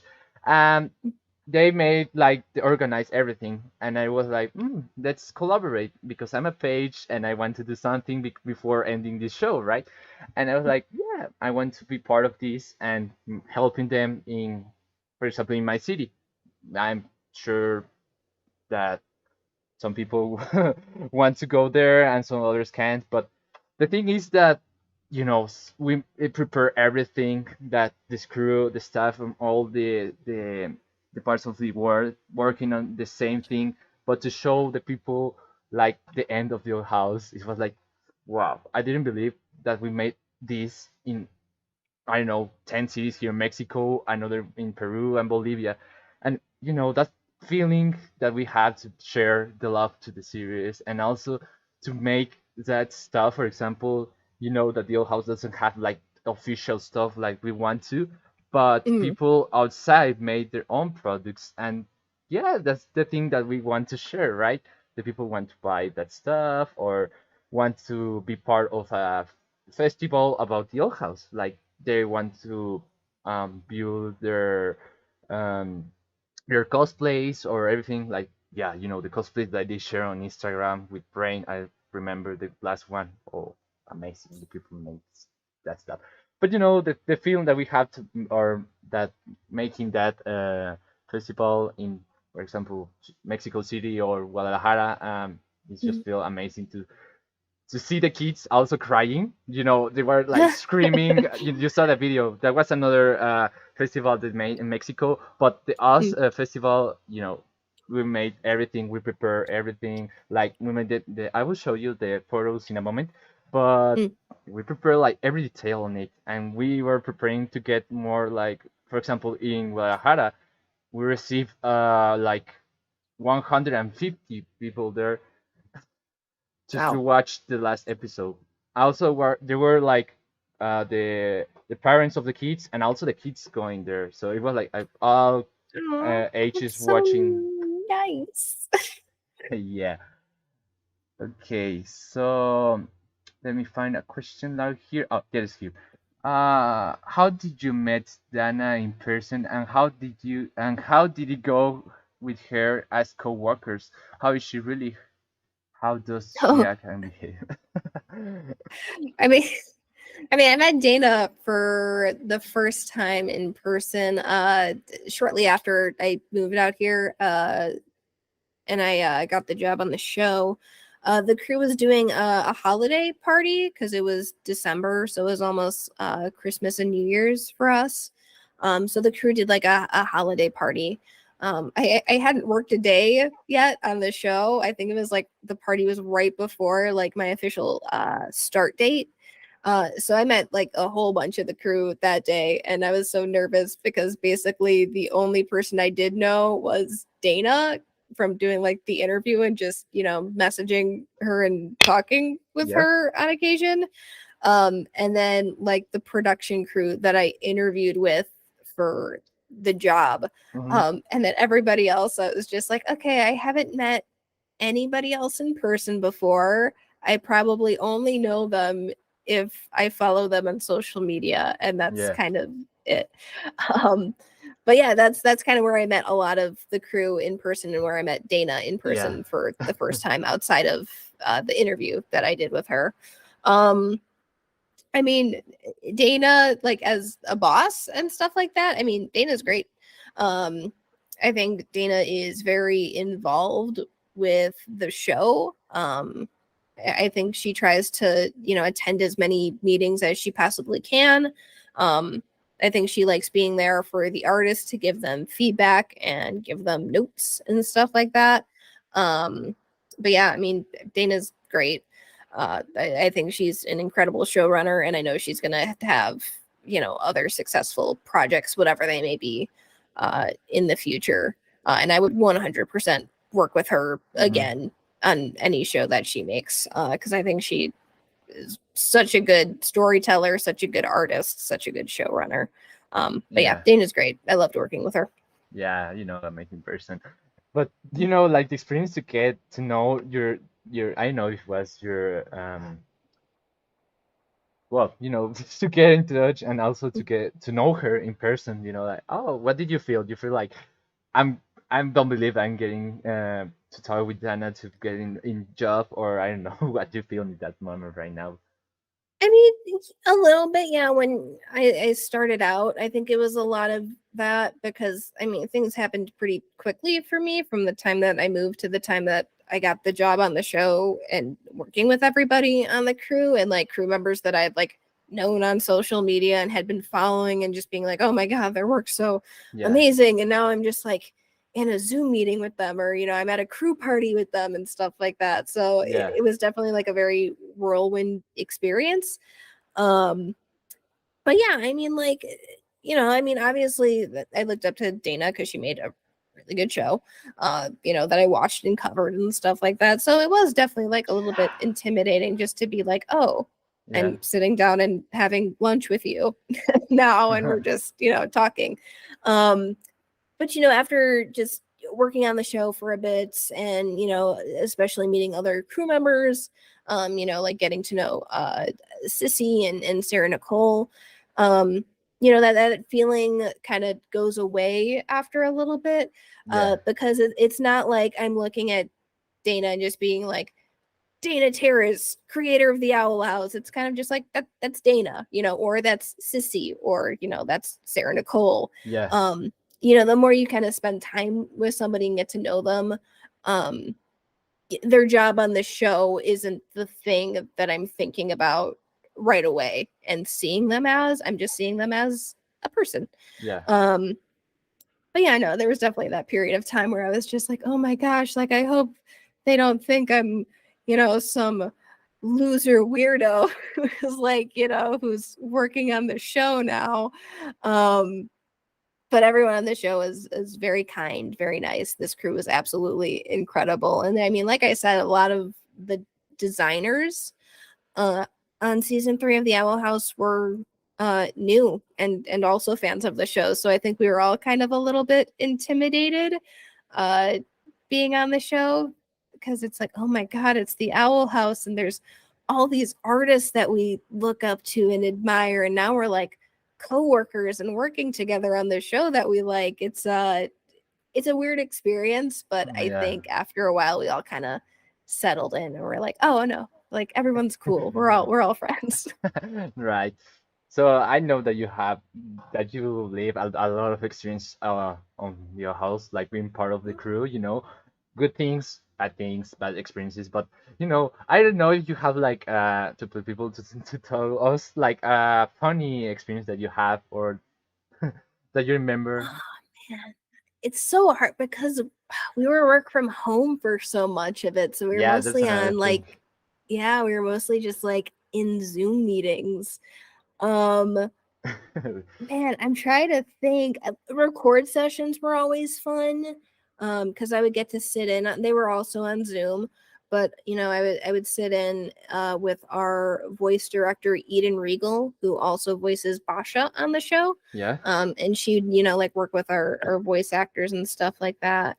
But I know Sarah Nicole has talked about this before, but it's in the episode Edge of the World when Luce, King, and Hootie are falling from the portal that gets opened in the sky.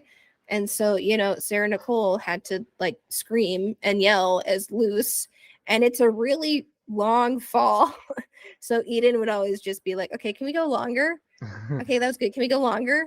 Like, okay, can we go even longer? And Sarah Nicole's like, they're not gonna have me scream for like 30 seconds, for this episode and stuff. But I remember that. Design reviews were always fun, and that's when our designers would show all of their work to our department leads for background design, background paint, characters, props, and effects, as well as our art director Andy Gardner Flexter and Dana. where they would all kind of like give notes, like see how everything's, working and stuff like that. But yeah, a lot of the time it was just like, I don't like stuff like when Luce is has like the fungus growing on her and stuff. We have to like do a design for that. So it'd just kind of be funny, like we're going through all the things. We're like, oh, that's a rock, that's a box, like oh, here's a staff, and then like, oh, here's Luce just dying. And we're like, is this too scary? Like, do you think we could like add more holes in her body, or like do you think Disney's gonna get mad at us? Like, we'd have those kinds of conversations too during design reviews. Are like, are we going too far? We need to add this, or maybe not. Let's try to it. like I remember the graffitis on in the old house, like I think is the first special when Luz returned to the boy and house, and they found the old house with all the graffitis of the Golden Guard. Sorry, of the guards and everything. That you all the graffiti, it says like bad word on it, and like eat my grass, and like there is no Titan and stuff like that. Yeah, I know. I think a lot of that was in the storyboard, and I can't remember who boarded that scene specifically, but I do know that one of our background designers, Faith Schaefer, was the one who did the background for that, who like put all the graffiti on there. Yeah. She's like, well, I liked it in the storyboard, so I just kept it because I thought it was funny. But yeah, no, that's kind of like one of the other cool things about working on the show is you see like what details the artists will throw in there just on their own. Because Faith also did when we first see Luce in like when she's older in her room, the bulletin board that like has all the letters and like photos and stuff on it. There's like a graduation piece of paper. I can't remember specifically what it is, but it had a like Dana's signature on it, and that's something that Faith just decided to throw in there herself. And Dana was like, "Oh, is that my signature?" And Faith's like, "Yeah, I thought it'd be fun to add that in." But Faith also added the Polly sticker that you see on one of the papers too, because Faith used to work on Amphibia before she worked on Owl House. I'm trying to think what other fun little details there were.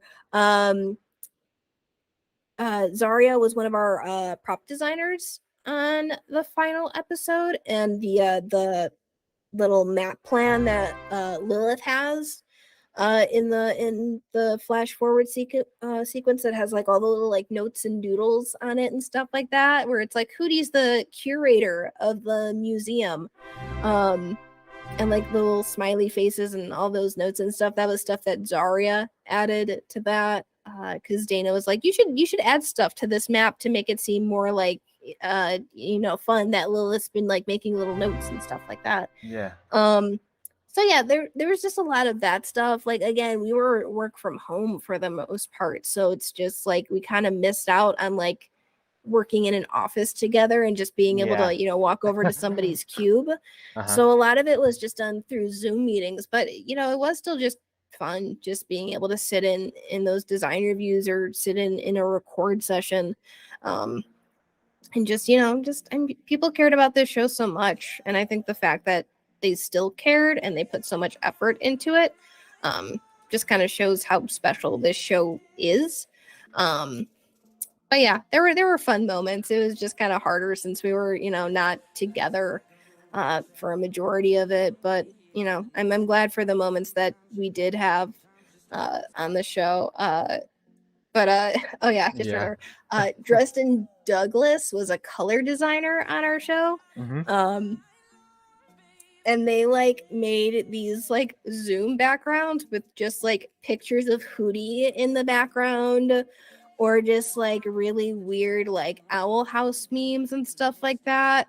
And every meeting we'd hop into, it always just kind of be like, okay, what's Dresden's background gonna be now? Like, what picture of Hootie is it gonna be? So that was also fun. But yeah, no, we kind of just had to figure out fun little ways to, you know, make sure we all were having a good time on the show, even though we were all apart. Yeah. Yeah, it says that the Old House ends, but you know, every part of the Old House, you know, all the crew that work on it, that they have like each you know, each piece in each episode, no? You know, like, you know, for example, I made this and I was part of this, I was part of the soundtrack, for example, or I put that code in the background, or I put the bad word in the in the Old House. That little things that make that you have like that you made part of this, you know, that it shows that I made something right there.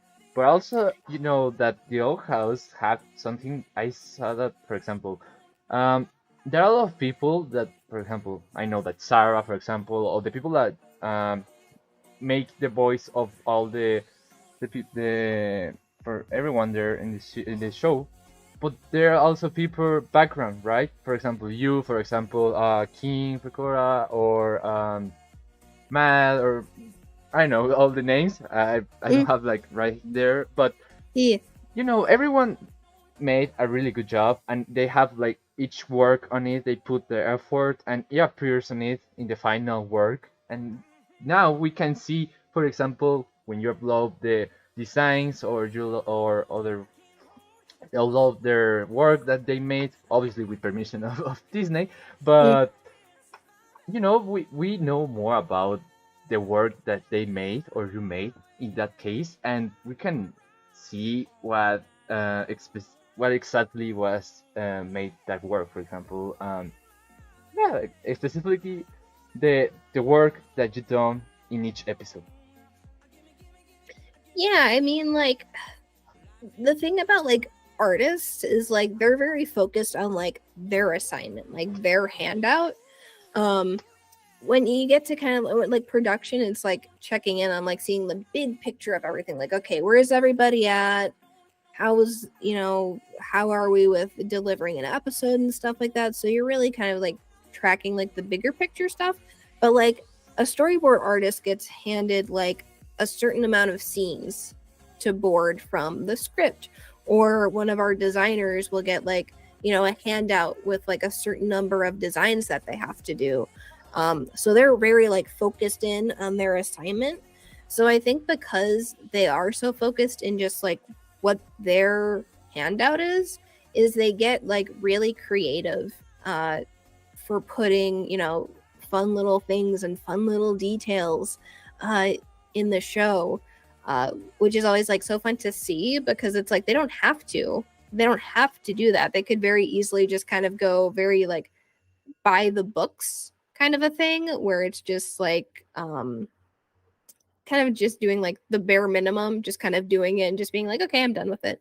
But yeah, no, like they always try and like find little fun things to throw in there, you know, and put their own spin on things. It's always super fun to see what people come up with, and you know, it's always nice when viewers point out those things or they notice things. Yeah. Because it's like, oh, like, you know, the crew's putting all this effort in and people are taking notice of it. So it's always fun to see what viewers are able to catch after an episode comes out. Right. Yeah, amazing. Really, I really love watching all that stuff that you're uploading in Instagram or Facebook. The backgrounds, wow, amazing.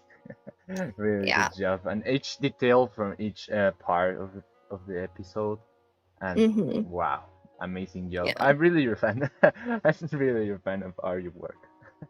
I mean, I would love an art book for all of our, you know, team on the show, because it's so absolutely incredible and amazing. Like Sam Basma was our lead background designer on the show, and Sam's been on the show very like since the beginning, I think since season 1.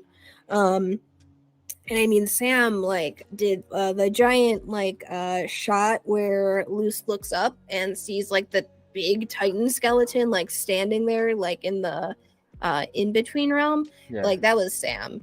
And Sam's absolutely incredible and amazing. But yeah, like, and Faith Schaefer did a lot of the fungus, like Yeah. where it's like taking over the castle and stuff like that. There are so many lines on that background. Like when she turned it in for the first time, I was like, oh my God, Faith, like this is so many lines. Like, Yeah. there's simpler backgrounds where, it's just like a house and it's like, okay, like that's a couple lines, because Yeah. a house is just like a shape. But then it's just like fungus and it's like all over the castle and stuff like that. And it's Yeah. just like, oh my God. But yeah, our crew is absolutely amazing and incredible.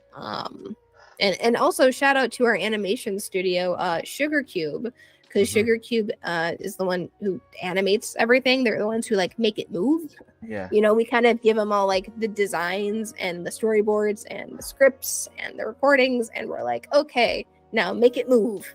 And they're in South Korea, so it's also, there's kind of like the language barrier there too. I mean, we have translators who will work with our crew and Disney with Sugar Cube or any other overseas studio for animation, but they took on all of season 3 and they did an absolutely incredible job with it, and they'd been with the show since season 1. So it was great being able to work with them and seeing the final product when it comes out, because it's like, from a crew perspective, we like send the stuff and we're like, well, we hope it looks good when it moves, and then it comes back and then it does. We're like, yes. So yeah, amazing. Fun to hear about that.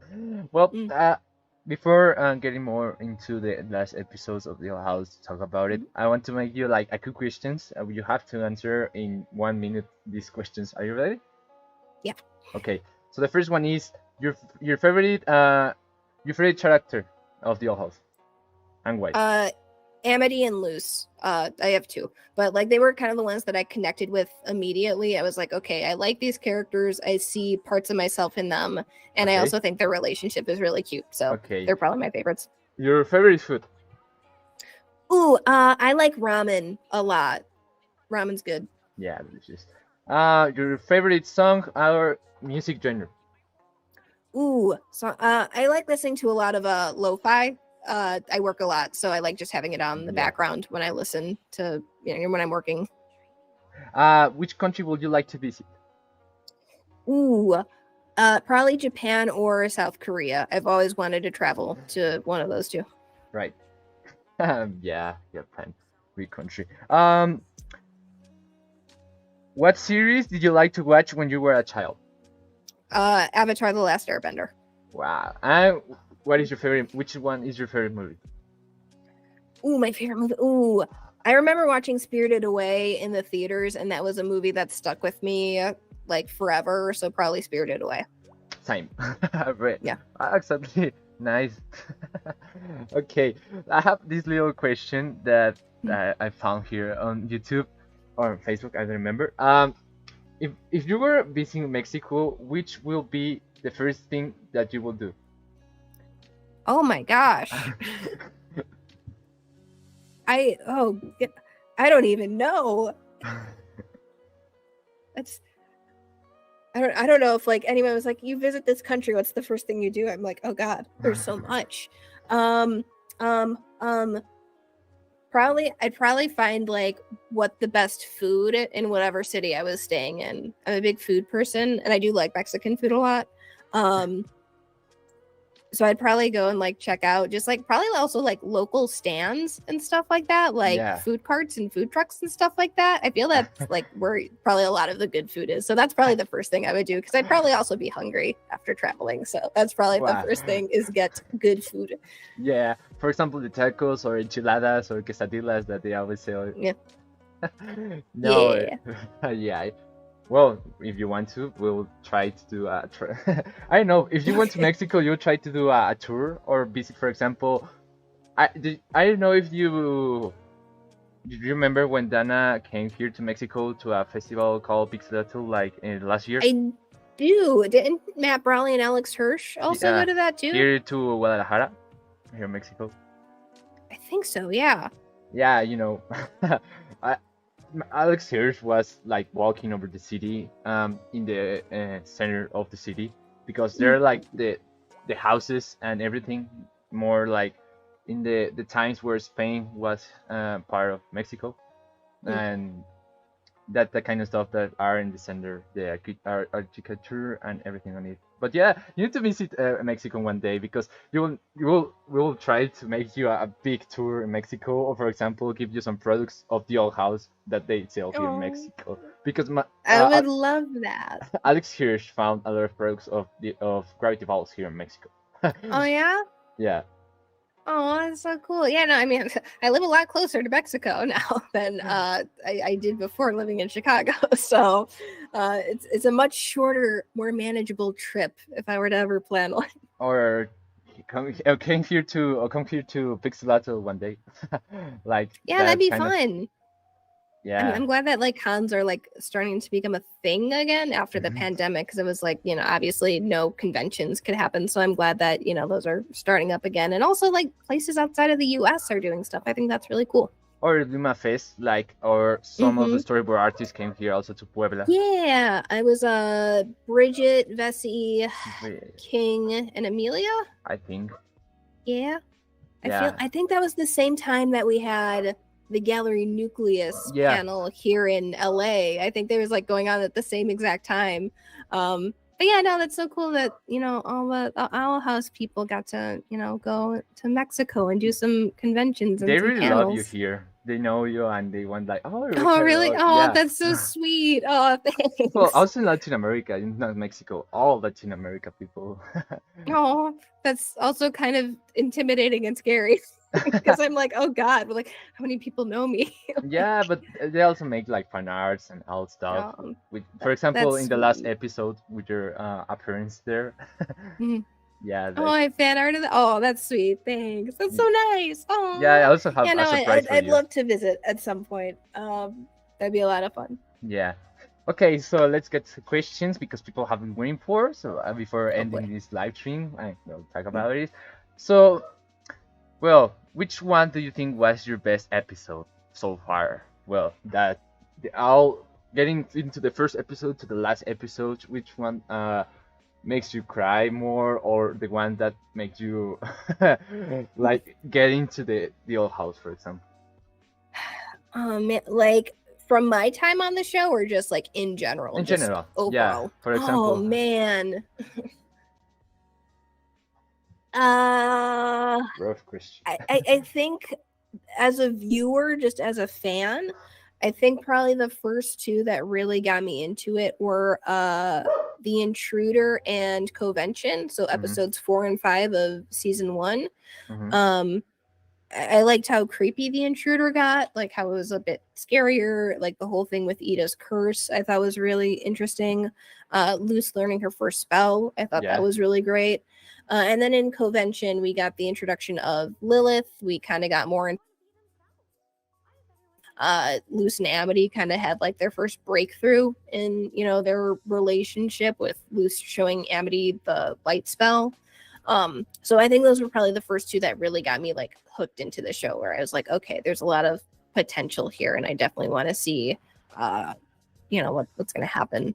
Yeah. In terms of working on the show, I mean, it's hard not to say watching and dreaming the finale, just because of how all out we went with that. But I mean, all of season 3, we really went all out, because they were, these 45-minute, specials. But I mean, thanks to them was also a lot of fun, because, we got to have like the little time skip at the beginning with all the kids like being in the human realm, which was a lot of fun. It's always a lot of work to do a montage, because we're like, okay, we have 6 characters. They're going to have 3 costume changes. They're showing up in all these different color palettes and stuff. So it's like, it's always a lot of work, but it's always a lot of fun. And I mean, same thing with like watching and dreaming with the finale, seeing the flash forward at the end with all the characters a little bit older. But yeah, those are probably like the ones that I think about the most, having worked on. Yeah. My favorite episode will be like Eda's Requiem, or maybe also Youngblood, Young Souls maybe. Those were like Mhm. my favorite episodes. You know, the animation, the battles, in the case like Eclipse Lake Mhm. episode. Whew. Yeah, Owl House is an interesting case where Dana actually really fought for having an animation supervisor on each of the seasons of the show, Hmm. which is something that's usually not done because usually everything is animated overseas in South Korea with our animation studios. And so Disney was like, well, we don't really have an in house animator on the show, but it's something that Dana really fought for. So on season 1, you had Spencer Wan, and Spencer did like the fight scene between Lilith and Ida in Convention, Right. and also Agony of a Witch. So like Spencer did those fight scenes. Spencer also boarded out Luce and Amity's dance in Grom. Right. So that's like when the animation really goes off in like season 1. That's Spencer, who also started his own animation studio, Studio Grackle. Yeah. And they worked on the Hades trailer. They worked on the Hades 2 trailer as well. And they also did the intro for the Legend of Vox Machina animated series. So Spencer, super talented guy. Mhm. And then seasons 2 and 3, we had Kofi Fiagome, who helped us out with animation on season 2. And then like season 3, like with our season 3 specials, we brought in like Tom Barkle. We brought in the Small Boo team. We brought in Hussein Untoro, I believe is how you say his last name. But he helped out with a bunch of like the special effects animation and Yeah. stuff like that. So we had like a bunch of animators, come on to the show too to like help out outside of just our overseas studio, which was really awesome. And I think just kind of elevates the whole quality of the show, because you get those like fight or action sequences and stuff like that. And you're just like, oh, it's so pretty. It looks so cool. But yeah, so we're working with, everybody on the crew has been really awesome. Just seeing like the animation quality and everything like that for those big episodes. It's a lot of fun. And you, yeah. And for example, and with whom you got along the most, for example, someone that you talk more or you saw.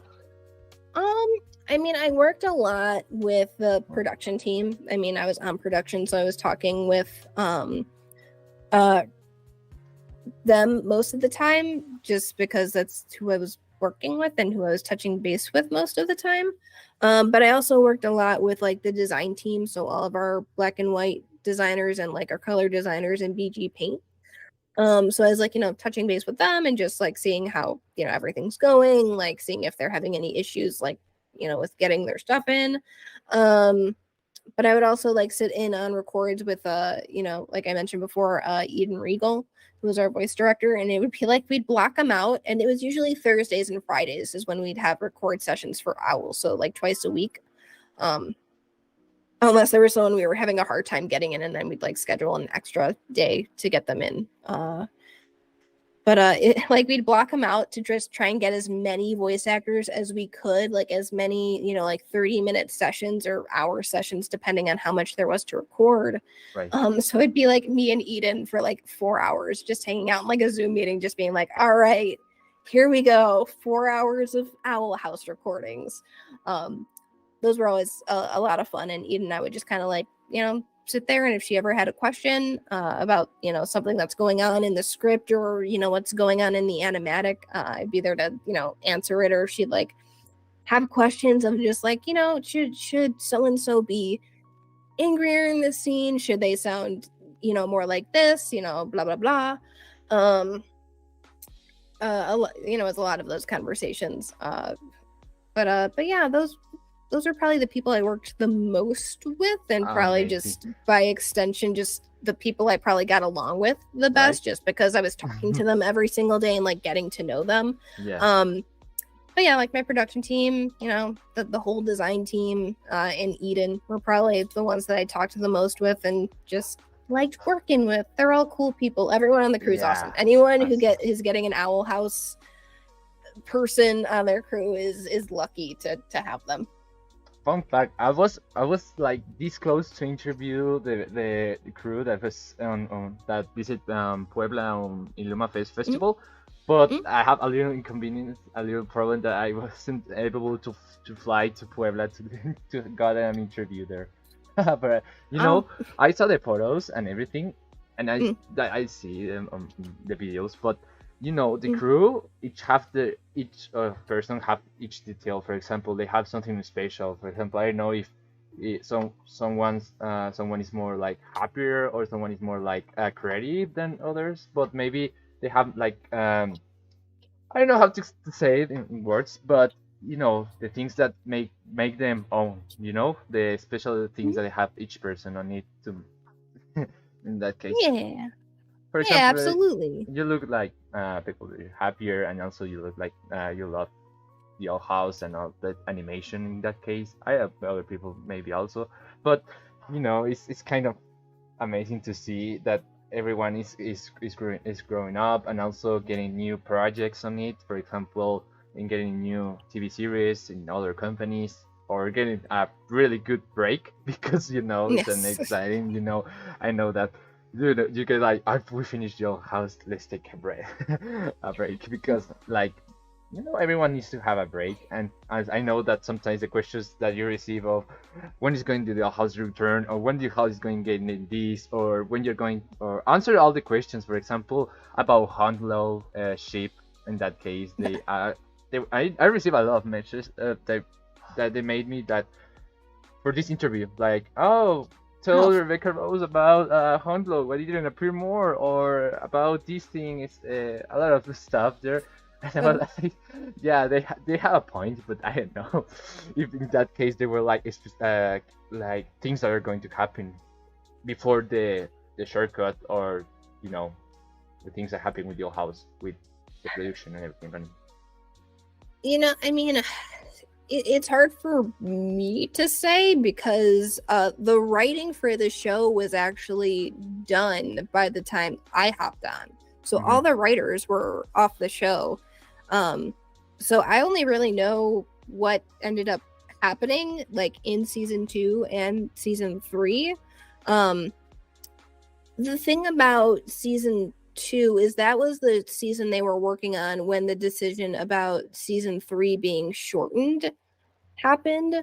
Um, so it's not like season 3 we had like episodes written and planned out and then we had to like condense that because they were still working on season 2 at the time. So there really was no season 3. There were like ideas for like certain characters or like certain storylines or like Yeah. certain plot lines that would eventually go into season 3, but it wasn't like we had like specific episodes for season 3 planned out, at least from my understanding from when I had hopped on to the show.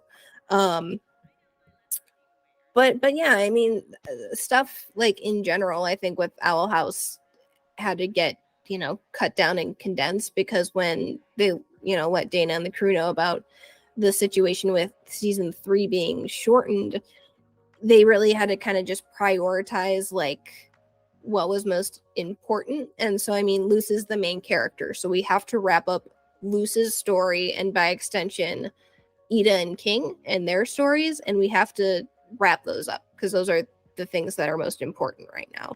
I've seen a lot of people saying like, oh, I wish we had more time for this, or I wish we had more time for that. And it's just like the crew's like, yeah, same. We also wish we had more time to talk about certain things or to explore certain things that we didn't get the chance to.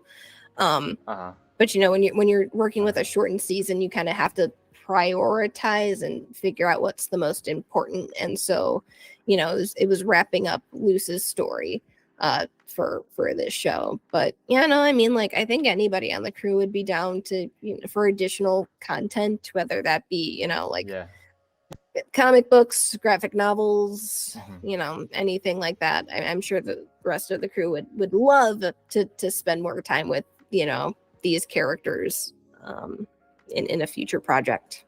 Yeah, the old house have the specific things. I know sometimes we will not have all the things that we want to, but Mm. we enjoy everything, For example, more episodes, more stuff, more Hondo, more Lumity, more Raela, I don't know what. Mm. Um you know, for example, the beach day or something like that that we didn't Yeah. say specifically, or a party for Luz of Quinceañera, I think that Hmm. people were asking about that before season three. And well, I know we don't have the things that we want to, but we enjoy everything that we had on our hands or the things that you had on your hands to make the show go continue with the best things. But Hmm. sometimes happens, sometimes, well, it's not in your hands the decisions that the company made or the well, we already talk about that a lot of times. You already talk about that a lot of times about what happened in that case with the people of Disney and everything. But well, we need to say that you really made a really good job, like putting everything into only three specials, and also to getting like something very fast, right? Like we have Hmm. to compact everything and doing like this. Yeah, and I mean, like, I'm happy that Owl House was able to get an ending, because there's plenty of shows that get canceled and they don't even get to have an ending for their show. It just ends and there's no Yeah. conclusion. There's no satisfaction in any way. So I'm glad that, at least with Owl House, we were able to get an ending for the show, because that's a lot more than a lot of other shows get. And I mean, like I've been saying, like everyone on the crew just wanted to make these the best specials we could possibly do with the time that we had and the amount of episodes that we had. Yeah. In your background, you have the posters that you show us before. I remember when you loved your posters on Twitter. The watching and dreaming one will go there. I ordered it already. I just have to wait for it to get here. I remember that people was asking about the poster of season 3 before, when you loved the poster. Yeah, well, here's the thing. Disney did not give me these. These are posters that I ordered. I'm glad people think that Disney just gives us posters for our show, but they do not. So no, I ordered these myself. I bought them myself. But yeah, so I have the watching and dreaming one coming, and it's gonna go right there. Yeah. And for example, you have another stuff of the old house, like in right now here. Yes, I have. I'm like doing like the weatherman thing. I'm like, where is this? This one's Hunter, and then this one is Amity, and then I think you could see like a corner of like Luz and Amity there. But yeah, this was by an artist, Jazzily, I believe. But they have some really cool art outside of Owl House too. But I saw their Owl House art and I was just like, that looks really cool. I want to hang that up. Yeah. Maybe before ending, I will show you what I have at the Owl House. I have a T-shirt with Ober, and it's very cool. Cute. Yeah. I have another question. It's about. I was going to say. I forgot the question. Yeah. It's talking about. I was suggesting Disney to give in to all the crew. For example, it was maybe a suggestion for the company. In one day, they will give like the first poster of the or actually series they're working on it. Maybe it would be nice to Disney give like a little detail. Maybe whatever decision from the company, right? But imagine, or given, I don't know, 1 month or 7 days for watching Disney Plus and watching the series that are part of it, right? That was what talking about with dubbing, and they agree with it. I don't know if you agree with that also. I mean, like, Disney's so interesting. It's very interesting working for like a big company. Because I guess they don't necessarily view like individual like shows. They kind of just look at everything as just like being part of the Disney company. So like if employees get anything as like a gift from Disney, it's like your 1 year pin at like the Disney company. It's not for like the show you're specifically on. It's for like Disney only. We don't care about what show you're on. Here's your Disney pin. But like it's really when you're working with the crew is when they have those kinds of like special gifts and stuff like that, that they hand out to everybody. I mean, like with season 3, the season 3 Owl House crew got crew jackets, it's like the varsity looking one with like the Albert and the glyphs on it. So that was like a season 3 gift for everybody who worked on season 3. And I think the 2 before that were t-shirts. They had like crew t-shirts for seasons 1 and 2. Yeah. But yeah, but like a lot of shows do that with you know, their crew members, where they have like a gift. It just doesn't come specifically from Disney. It's like it's in the budget, so there's the money for a crew gift, but it's not like Disney is individually looking at each show and like planning a gift to give them. It's the crew being like, I think it'd be cool if we had a t-shirt or a hoodie or a pin that we could you know, have. Actually, Dana actually got everybody Owl House crew member pins. Yeah. Oh. So yeah, so it's like a little cool Owlbird. Yeah. Owlbird. So everyone on the crew, Dana would give these to, and I don't think you can wearing read it, that but... on the party that you had. Oh, not this one. I was too scared to lose this one. I was like, I don't want to lose it, even though I'm sure Dana probably has a box full of these. But I got some like pins, like a collar chain kind of a thing. It was like 2 owl heads that like pinned onto like my collar of my shirt, and then like I got a little like biblically accurate angel that had like an eyeball and wings on it. I thought about bringing that, but I was like, oh my gosh, what if it falls off and I lose it at the party and I never see it again? So I was just like, no, it stays there on my pin board. But yeah, like crew gifts and stuff like that, it's from the crew itself and what they think would be cool to have as a little crew gift. But yeah, and like Dana's always been like super great with the voice actors and giving them gifts as well. Cool. Yeah, like Dana will usually find like artists who, you know, will make like art of their characters or like 3D models of their characters. And she'll like purchase them and like give them to the voice actors as like gifts, which is really, really nice of her to include the voice actors. Because I think it's easy sometimes for a showrunner to forget about the voice actors, because showrunners sometimes aren't always involved in like the record sessions. Depending, each show's different, each showrunner's different. I know Dana just always really liked involving herself in each step of the process and each department. Yeah, Dana's always been really good about, you know, making sure the crew has nice gifts. So yeah. Yeah, it sounds cool. You know, the little details of her.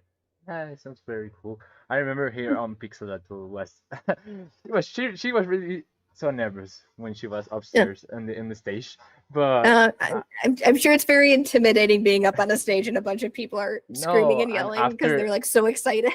Well, you know, it was just it happened, but she was like more scared about like being again on the mic after pandemic. You know, she was like after quarantine getting again with a lot of people, and specifically Pixelator was only to talk about animation. You know, the things that Dana made with another project, for example, her I think it's her pitch and everything on it, and then at the final she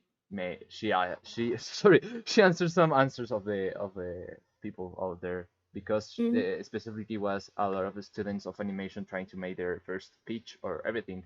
So yeah, then I was like kind of scared with it, but yeah, and also with the things she was signing posters, because you know she was really tired after that, you know. I'm sure.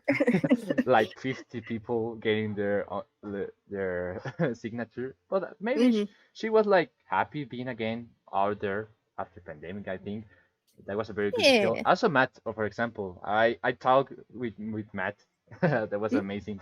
He's really amazing, but that's super nice. You talk with him, and also, but yeah, I know, like he started with Amphibia, taking parts of Thailand and also from US, and what's amazing, for example, he talks about Guadalajara, like how he takes each piece of cities into Amphibia, or for example, Dana talking about how she battled for doing the old house and doing their first pitch and things like that.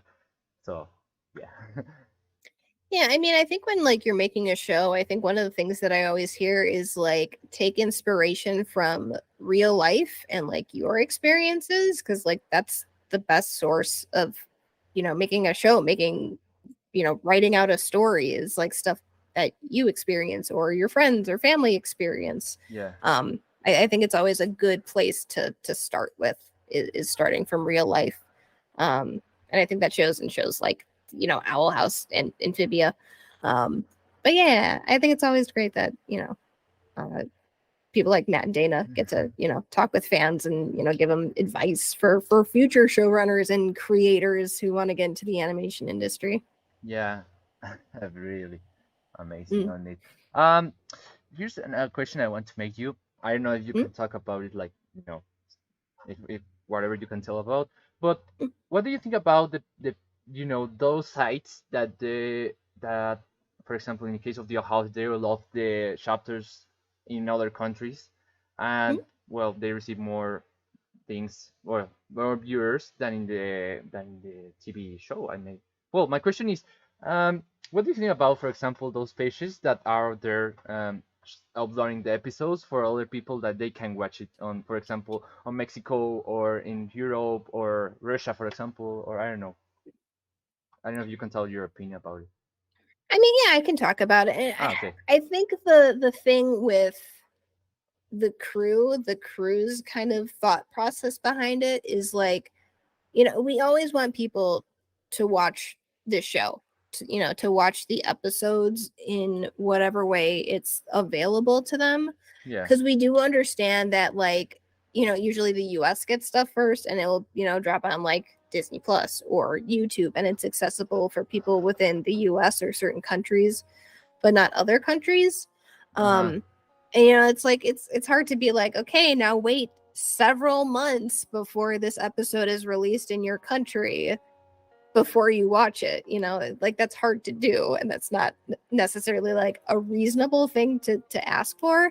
So I think the thing, like the mentality, at least the way that I've always kind of looked at it, is like when the episode comes out, like, yeah, like watch it wherever you're able to watch it. But when it comes out officially on, Disney Plus, or if Disney has a YouTube channel in your country, watch it there too. Watch it through official means as well, because that's the kind of Hmm. stuff that Disney looks at and pays attention to. And that's what gets things to get merchandise or additional content. So that's kind of like the big thing, is just Yeah. like, once it becomes available in your country officially, watch it there, because that's the kind of stuff that ends up supporting the show the most, is by Yeah. showing Disney that you care, because they're not going to pay attention to some random site that's uploading the episodes, because it's not their site. They're not Mhm. getting the data and statistics for it. So yeah, so that's like just the biggest thing. It's like, watch it when it comes out, but once it becomes official, watch it there, just Yeah. to show Disney that you care about the show. Yeah, we need to wait. We're still waiting for we in Disney Plus the last episodes of season 2. So it's kind of, Yeah. we're waiting for it. It's hard, and like, Yeah. unfortunately, like, people always ask on Twitter, they're like, oh well, when's it coming out in my country? And we have no idea. We a don't have company any thing. control. Yeah, no, it's a company thing, and it's an international thing. I don't know what the dubbing schedules are like for, the shows. So it's like, I have no idea how any of that process works. So unfortunately, like, our crew doesn't have any say over it or have any knowledge of how any of that works. It's all completely out of our hands and out of our control. So yeah, so unfortunately we can't be like, hey, you should dub these episodes and release them quicker. Unfortunately, we can't do that. But yeah, no, just like, I mean, Yeah. the fact that there is support internationally and, is great and wonderful. Yeah. For example, did you knew about case of the Tobin thing with brain pronouns here in Mexico, well, Latin America?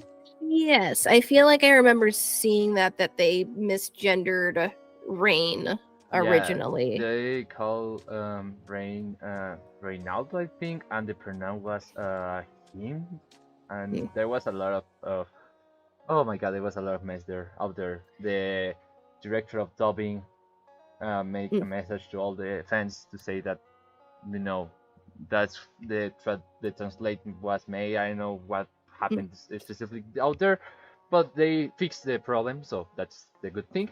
And there was another problem because they have I don't know if Dana received also. I think yes, but the order of dubbing in one episode in USA there was girlfriend, but in I think it was Eclipse Play episode. Instead of saying my awesome girlfriend here in Latin America, they Uh, said awesome friend, amazing friend. yes. So there was a little mistake there because in the other episode they already said girlfriend. So there was a little problem out there because they received first the episode of Eclipse Lake Oh, and then the Hoodies episode. mhm.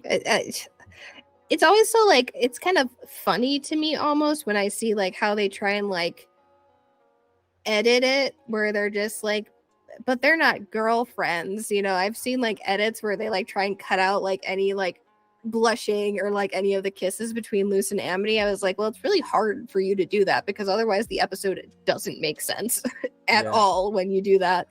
Um but yeah, no, like I think the fact that they do change it, like when there's enough people saying like, hey, this isn't right, Yeah.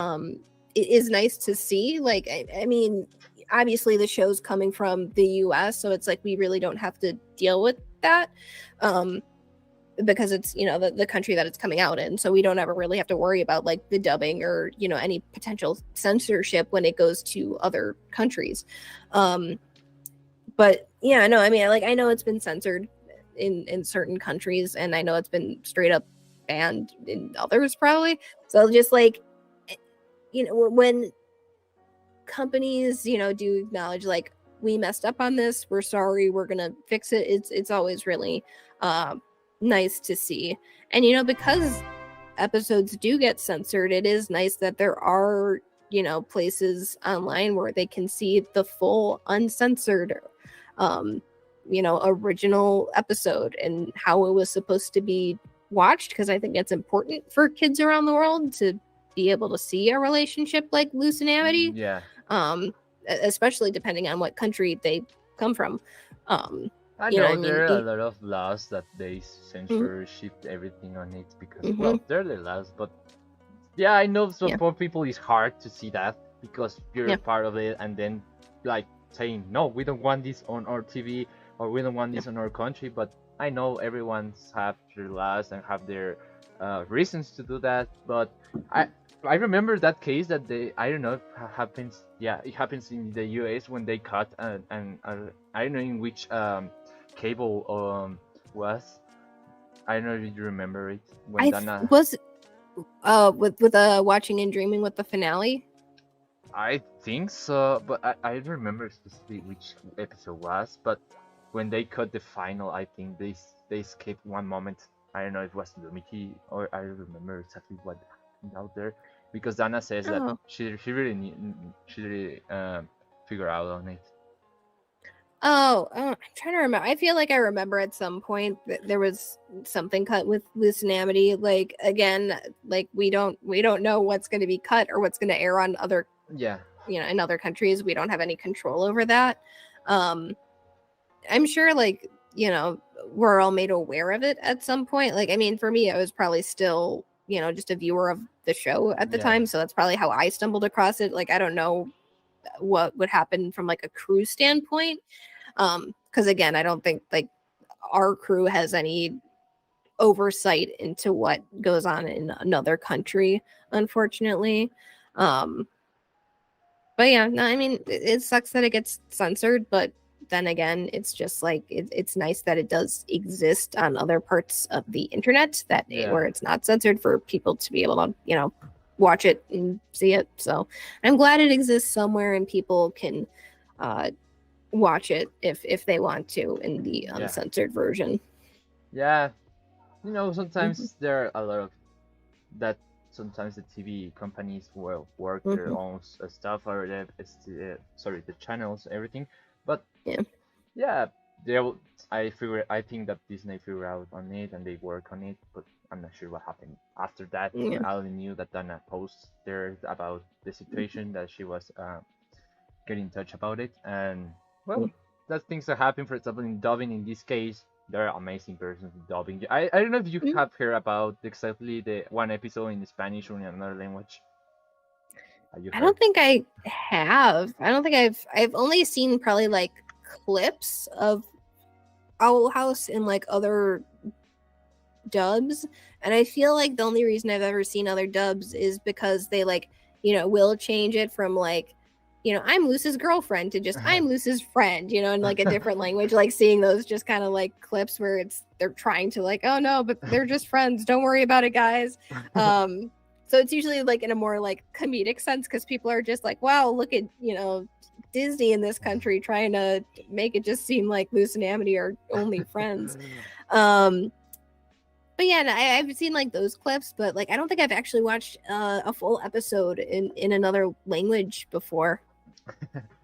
For example, I don't know if you understand the part where Camila says about that part that she speaks Spanish in the last in the second special. Oh, about the Maduros? Yeah.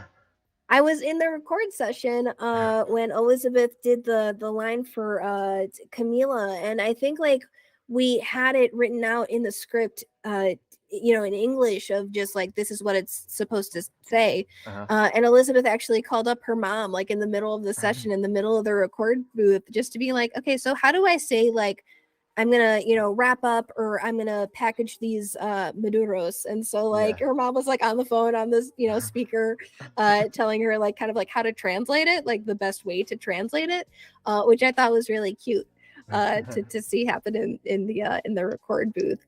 Or when Luz spoke Spanish in some episodes, like I think it was with Amity I don't remember which episode it was, in the library episode I think, and the other one in the first episodes I think with King. Moments. Yeah, like the only line I saw in Spanish was that one from Camila, because I think that was the only Spanish that was spoken or in V season. Speaking Spanish. Yes, and then V. I'd have to go through the scripts again to remember, like if it's specifically written out in Spanish or not, for our voice actors, or if Eden's just like, all right, guys, do you know Spanish? Can you just speak this like right now?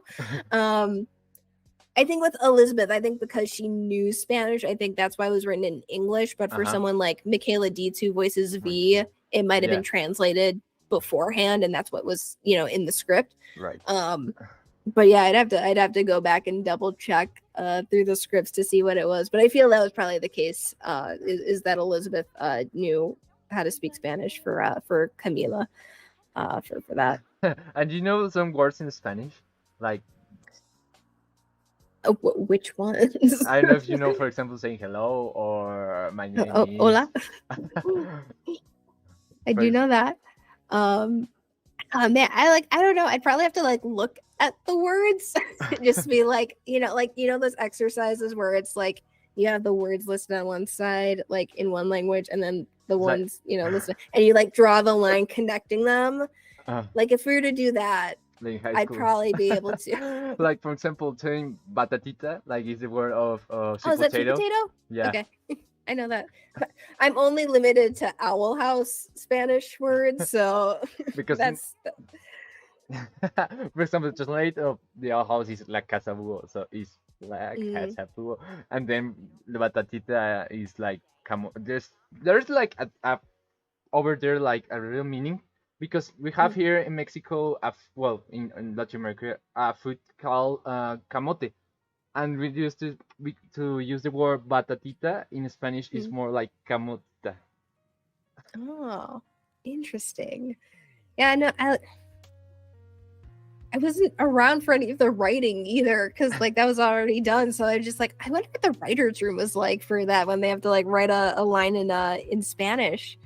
But yeah, I'm glad that we do get to throw Spanish in every now and again. And I feel like the only time that we ever really used subtitles for Spanish was at the very end with Camila. I don't think we've had subtitles before in Spanish for I don't think so.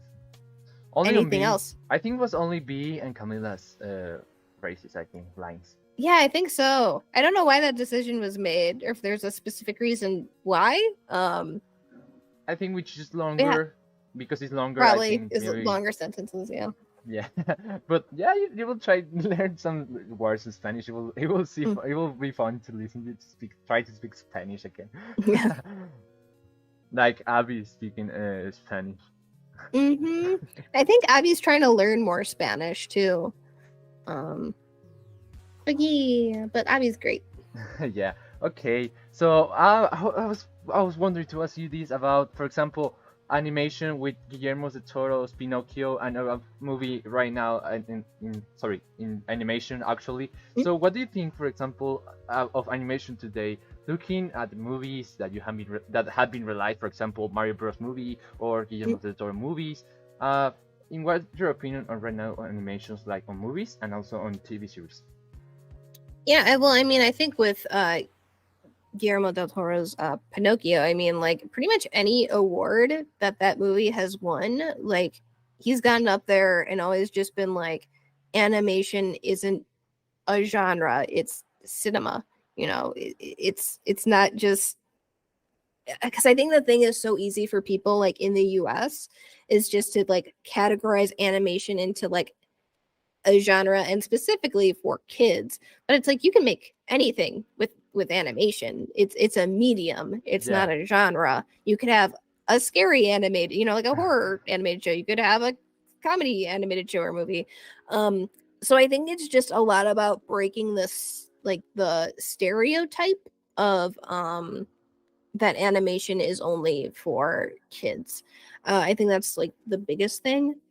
In terms of like where I think it is today, I mean, it's really interesting because animation really carried the entertainment industry during the pandemic because pretty much everything else is in person. You know, if you're thinking about like live action shows and movies, they weren't able to do anything during the pandemic because they couldn't be around other people. But animation is something that you can do, you know, from your home. You don't have to be in an office together to do it. You know, not saying that it wasn't hard to make the switch from working in an office to working at home. Yeah. You know, and that it was like super easy and there's no issues at all and it's not hard on the employees, but it can work, and it did, and it carried the entertainment industry during that whole time before, you know, it was safe for people to, you know, work again on live action shows and movies. I mean, I think now with the success of movies like Pinocchio or the Mario movie, which is making a ton of money, I think it's just showing that like animation, like it's so versatile, like it can be used for anything.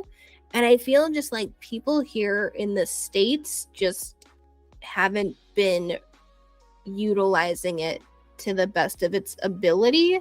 Because I mean, you think about like Japan and anime, and you think about how wildly successful it is out there. It's like, well, they're doing it, and they're not kid shows, you know, all the time. Anime is has such a wide age range, and it's like, well, why aren't you doing that in the US? And I feel that's why shows like The Owl House, you know, become so popular because it's hitting that kind of like older age range that I think just really wants animated shows that are kind of made for them, because it's very separated here where it's just like kids cartoon shows and then like adult cartoon shows. There's like really no in between.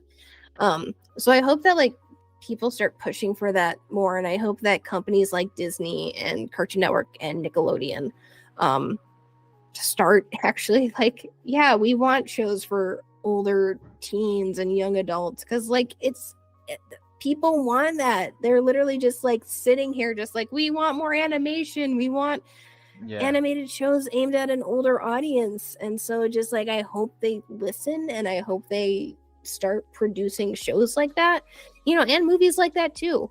I mean, like I said, animation can be anything. So it can be a kids movie, but it can also be something, you know, for an older audience as well. I just like hope that movies like Pinocchio and movies like the Mario movie show that there's potential there, and that companies start taking more chances on, you know, more what they would see as more ambitious animated projects, when really it's just a smart business decision, honestly, is just to make more animated content for a wider age range. Yeah, you know, and also the people who works on animation, which means that they need the rights to work, and also the all the things that rights, and also because sometimes I know companies doesn't I don't know in the case some ones yes, but others ones do not respect the workers also. But getting more on the point, animation is growing up. So, for example, the things have been changing in time. Technology, like Guillermo del Toro, and the ideas of creating the stuff for not just kids.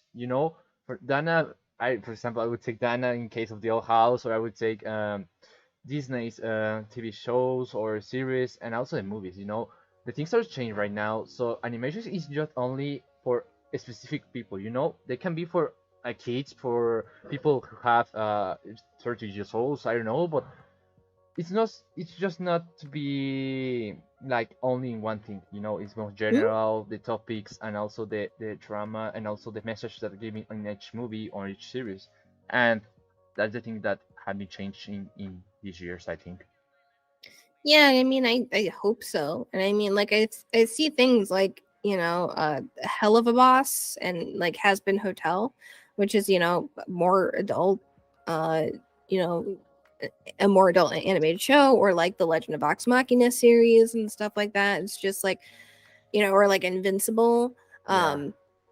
I mean, those are all like very, very, very much adult shows. But it's like I wish there was just more of that, because it's just like it seems like such a missed opportunity uh for people, for these companies to not take those chances on making animated shows for like a wider age range. Like, why would you not want more viewers subscribing to your streaming service, or whatever? And it's just like it makes sense. And I think just like Yeah. the people who are in charge don't necessarily see it that way, probably just because they're older and they have this mindset of just like, but I know what the people want, and it's just, and they don't usually. They are not very in touch with what people actually want. Yeah. um but yeah, it's just I hope that people see the success of some of these, more adult animated shows that aren't just comedies. And I think that's the other big Yeah. thing, is that a variety in what is actually a genre, not animation, because Yeah. animation's not a genre, but just more action adventure Hmm. uh animated shows geared at an older audience, outside of just a specific like Rick and Morty, South Park, comedy animated show. Expanded beyond just that. Yeah, or Horseman, or other TV Hmm. shows on Netflix and everyone. But yeah, that's Hmm. that's true. And I really love that now, for example, we have not just a specific genre. Um, the things that, for example, Guillermo del Toro have with his movies about you know Guillermo del Toro have another vision of the world, and also with all this stuff and all the topics that he put on each movie. And do you know that all this stuff was made here on Mexico? All the stop motion things Oh, very cool. here in Guadalajara have a big stage for working at a workshop. Oh, that's awesome. Yeah, 15. no, I didn't know that it was all made in Mexico. That's very, very cool. Yeah, they have a Like, really I mean, especially because like stop motion is like dying. I mean, here in the US we basically have Leica, who's done, like like Coraline, yeah. and like Kubo, and those kinds of movies. So no, that's awesome that there's other animation studios popping up, especially for stop motion, because I feel a lot of like 2D 3D like stop motion, it's just like it's kind of something people have forgotten about. So Yeah, okay. Before ending, last three questions also, because I know we have to go, people, but we will try if Rebecca wants to come back later and in the future. It will be nice to have yeah. you here again to, I don't know, do an activity. I don't know what before, but this question is will be, Mhm. how the old house changed your life? Oh man, I mean, it's completely changed my life. I literally would not be sitting here if I if the show didn't come out, if I hadn't watched it. I mean, just the whole journey for me, just watching it as a fan to being a YouTuber who covered the show to actually being able to work on the show that I love so much with the crew that I admired. Completely changed my life. I mean, it got me into the animation industry, basically, something that I always had hoped would happen one day. And I mean, it's because of Owl House. So, I mean, it has completely changed my life. And I literally would not be sitting here talking to you if I hadn't watched it or if it hadn't come out. Yeah, a lot of things also have changed with this. I will be not here doing this interview with you, so or with Abby or with Dobbins cast or like that kind of stuff, or making the news, the content and everything on it. Yeah, I think the Owl House changed the life of a lot of fans in a lot of parts of the world. Definitely, 100%. Yeah, amazing.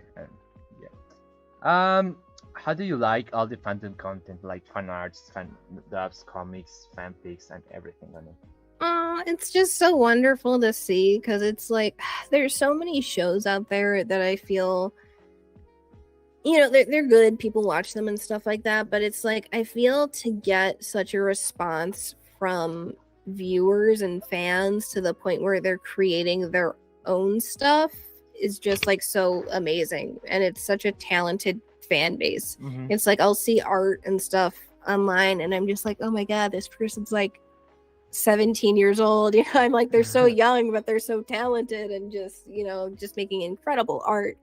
But yeah, I mean, just like the cosplayers, like my god, like when we did, and Thanks to Them came out, it's like all these characters are going through all these different costume changes and outfits and stuff like that. I was just like, I wonder how quickly these cosplayers will get on. Of course the next day, like people are like, I worked all night on this cosplay from Owl House. I'm just like, oh my god, you guys are so fast.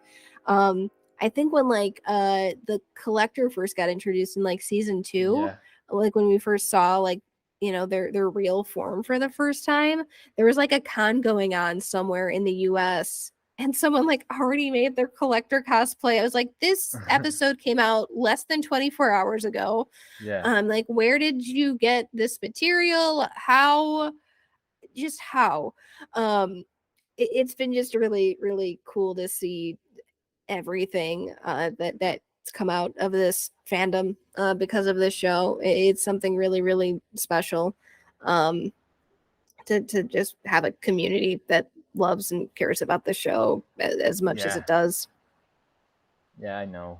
A lot of things happen on it, and a lot of people make great jobs, like Isabolical or Mori Mark with their comics, the dubbings, the people who do fan dubs and everything on it. Amazing. The cosplayers also, because cosplayers are, you saw that, no? The cosplayers that appears in the posters that are going to sign in the next live stream, right? Yes, that was what con did they go to? I'm forgetting what the con name is, but yeah, the ones with Sissy, Nikki, and Avi, and the rest of the cosplayers. They look really cool.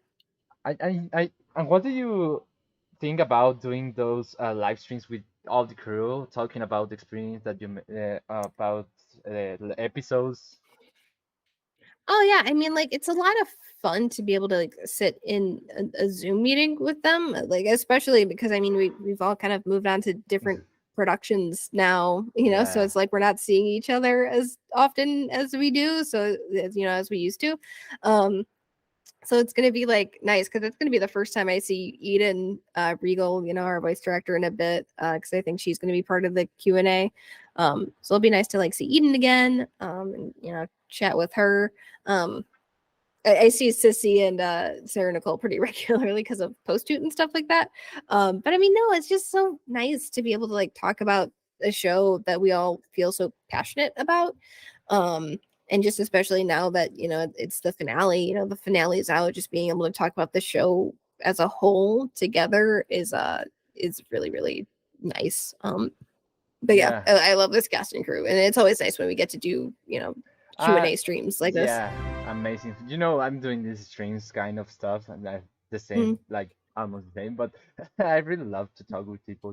It's kind of amazing. This kind of they're not like in real interview, they're more like a chat things, because I don't want to be like in this real specific thing, and that's nice stuff here with videos, clips, and everything. And the last question of my part, I don't know if I will answer one question more of the people. Um, what okay, would you like to meet the cast of another language? I sure, yeah. I mean, I'd love to meet, a cast of any of the dubs for Owl House. It's we don't really work with any of the international teams or any of the dubs or anything like that. Um, so it'd be cool, I think, to get a chance to meet anybody who's involved with the show beyond just our crew. Um, here in LA, or some of our artists are actually from other countries, but Yeah, the team that worked on the show that came out of Disney here in LA. yeah, But yeah, like I'd always be down to meet other people who worked on the show beyond just the crew that I worked with. But yeah, I think that'd be fun. yeah. Really fun to hear that about this cities there, because Mm, for example, here in Mexico, well, sorry, in Argentina, because the mm. dubbing here is not Argentina. They met the dubbing of Luz Noceda and Amity Blight in one same place, so they met together, and they Oh, made a really? really Oh, that's nice so thing. nice. Yeah, Yeah, like even before the pandemic, I don't think any of our voice actors got to record together in the booth, um, which is which is crazy when you like watch the show because you're like they definitely were in the booth together for those lines, and it's like nope, all by themselves. Um, I wish that was something that happened more in voice acting, is that people got to be together in a booth, but I get it. Schedules are hard and sometimes it's hard to coordinate all that stuff. But man, I feel like it'd be just so much fun for everybody to be able to record in the same booth. yeah. And which of all the promos arts you did is your favorite? Oh man. I knew that was going to be hard for you. Uh of my personal Yeah, art, I liked Hollow Mind. Um I also liked O Titan, Where Art Thou? King's Tide, and then Watching and Dreaming. Those are probably my top ones that I did. yeah, um but I also just did one that I posted today for Post Toot, because Dana's going to be on for Post Toot on Friday. I do like that one that I just posted yeah. earlier today. Yeah, I really love it. It's super cool. Okay, Yeah, I so know. yeah, it will be it amazing was, to it was watch kind of that. sad because I was like, oh, it's probably going to be like the last one. Oh no. Well, yeah, I, I I was like the when you loved the photos of the party that you had of the final of the old house, which Mm. will have your suit, and also the photos that you took with the other crew. Oh man, I really Mm. love the style that you made of that party and each that part of it. Oh, thanks. Yeah, no, it was a nice way to like I used to draw a lot more, and I've really fallen off of it. So honestly, like when we were doing like the weekly releases for like season 2, it was kind of nice that I had something to draw every week. And then like with the post shoot stuff, it like really got me back into it. So I was like, oh, this is nice. Maybe I should do this more often. But then I'm just like, oh, but like time, like when do I have the time to draw more? Um, but yeah, like it's definitely something that I think like I want to kind of try and work on my art skills again and get back into it. Because I do miss it and I do have a lot of fun doing it. It's just finding the time to actually, get around to it. But yeah, it was always fun doing promo art and seeing what everybody else on the crew came up with for their promo art.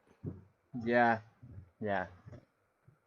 Crew is amazing. You're amazing. Everyone is amazing. I really love Mhm. everything of This it. crew, this crew is like legitimately like such an amazing, talented group of people, and I feel so lucky that I got to work with them. Yeah, and the fandom is amazing. Yeah, So, okay, so yeah, sadly we're going to head to the end. People just asking about what you're going to do in the future, what your projects about coming ahead, or what yeah, you're doing. yeah. So I'm still at Disney TV Animation. I'm working in Mhm. production on an upcoming show called Haley's on It. It's not out yet, so that's basically all I can say Yeah, about it right now. Is just that I'm working on the show. But yeah, so still kicking around at Disney TVA.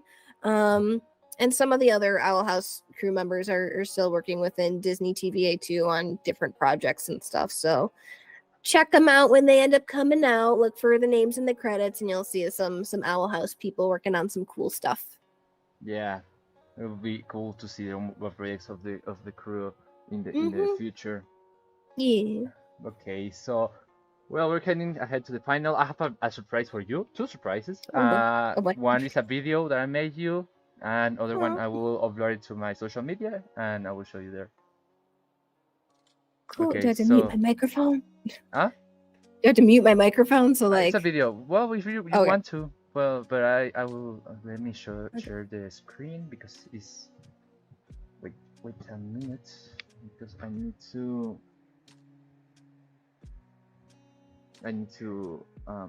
put it there. Okay. Let me find it because it's I think it's over here. Oh. Left. Oh, Oh, you're back. Hello. A mistake. Welcome back. Wrong button. No, Okay, okay. let me open it because it's on YouTube. So I need to on my YouTube channel. So, Okay. did you know Coldplay songs? Do I know who? Coldplay. Yes, I do know Coldplay. Yes. Okay, so I think you will like. Just wait a minute. There. Where is it? Here is it. Let me share my screen and here we go. Well, this is a song that I can because it's Coldplay song, so they will say that I cannot use money for that, but I'm not monetizing this video. But also, well, doesn't matter. I will mute it after the interview with this part. But you're watching. This okay with it? Yeah. Yeah, I can see. Okay. You can see. Yeah. Okay. Yeah. Okay. Let's do it. With that, the 2022 season comes to an end. Good night.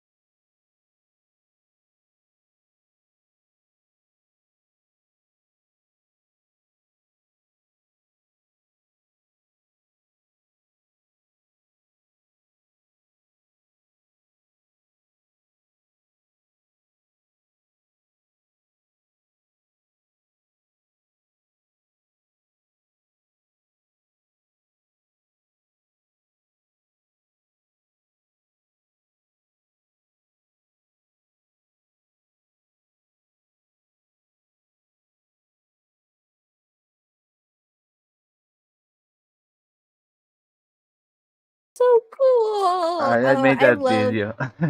I love seeing edits like that, like AMVs. Oh, I think they're so cool.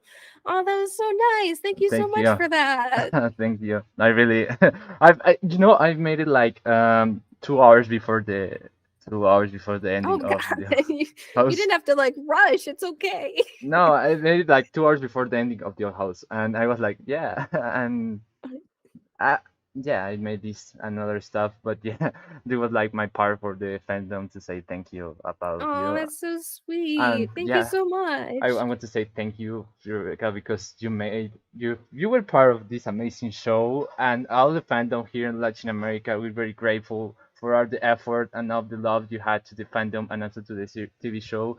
Um, I don't have yeah, I'm kind of speechless because we really loved the show. We really love all the animation. We really love all the effort you put in each episode because the sense of each one that all of the crew put in this show, it appears in each episode, and I think that's part that you had that we're grateful of it because we in the pandemic we were in a tough year. We were having a lot of problems of issues, maybe not, but we were getting a a solve, a place to be, a weird place to talk about, enjoy it, and this TV show, this series changed my life, and I know everyone also changed lives for everyone. And you also, you're part of this. You changed lives.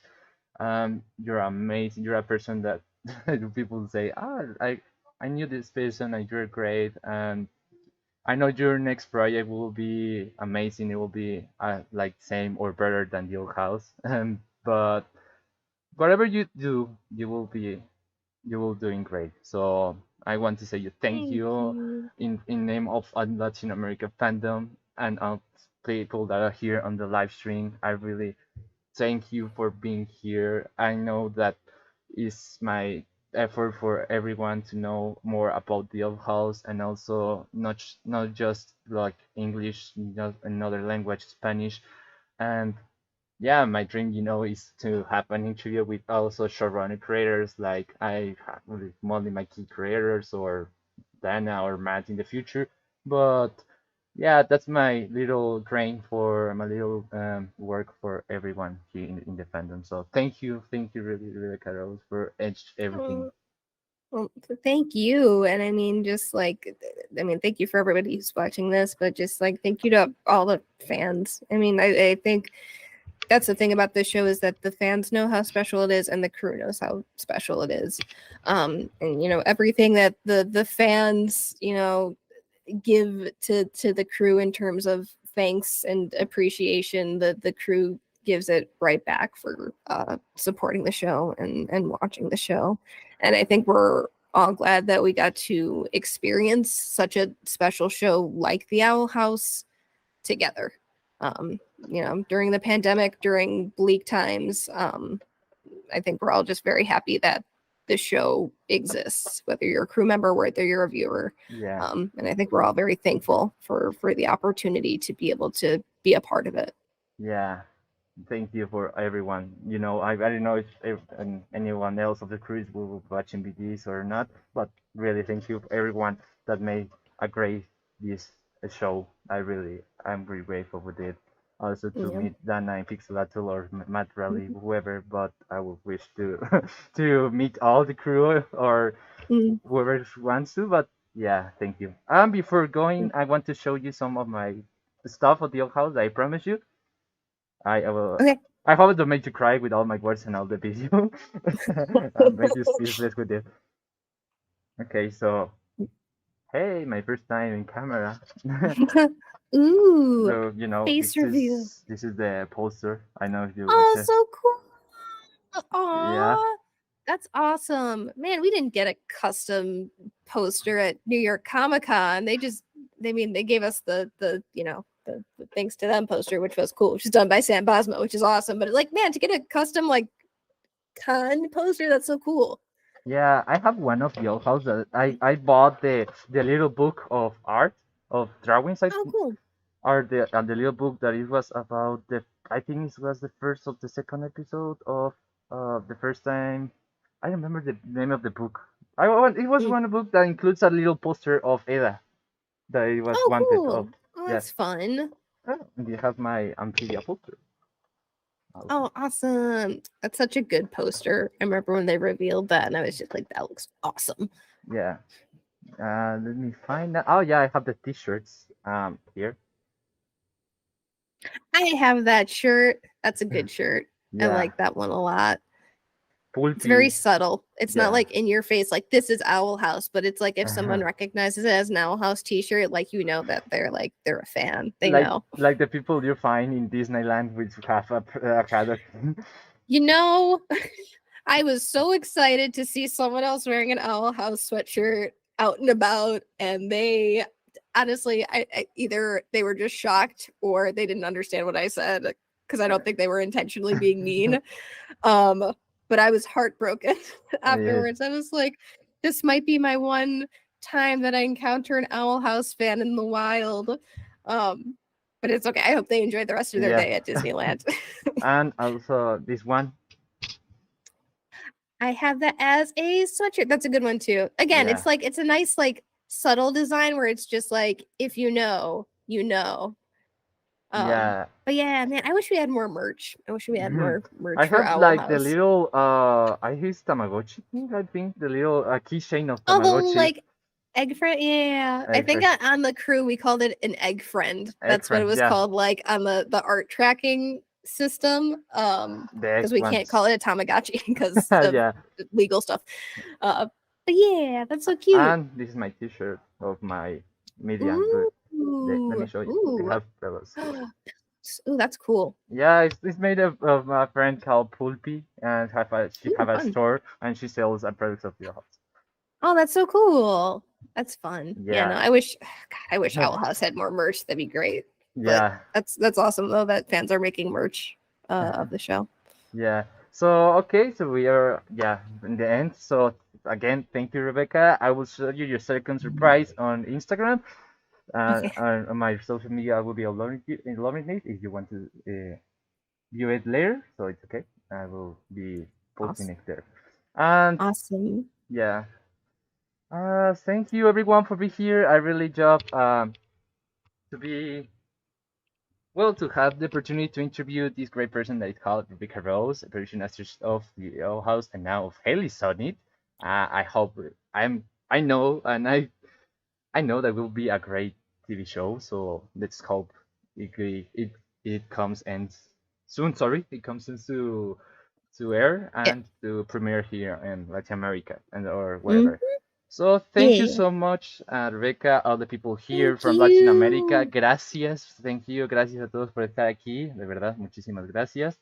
Yeah, we'll be uploading the subtitles later, so for everyone, and a real summary. So yeah, Rebecca, I want to tell you something all of life. But yeah, thank you everyone, and see you later. Like we want to say goodbye, like Hunter, like he says. So bye, Bye. bye, bye, little people, and.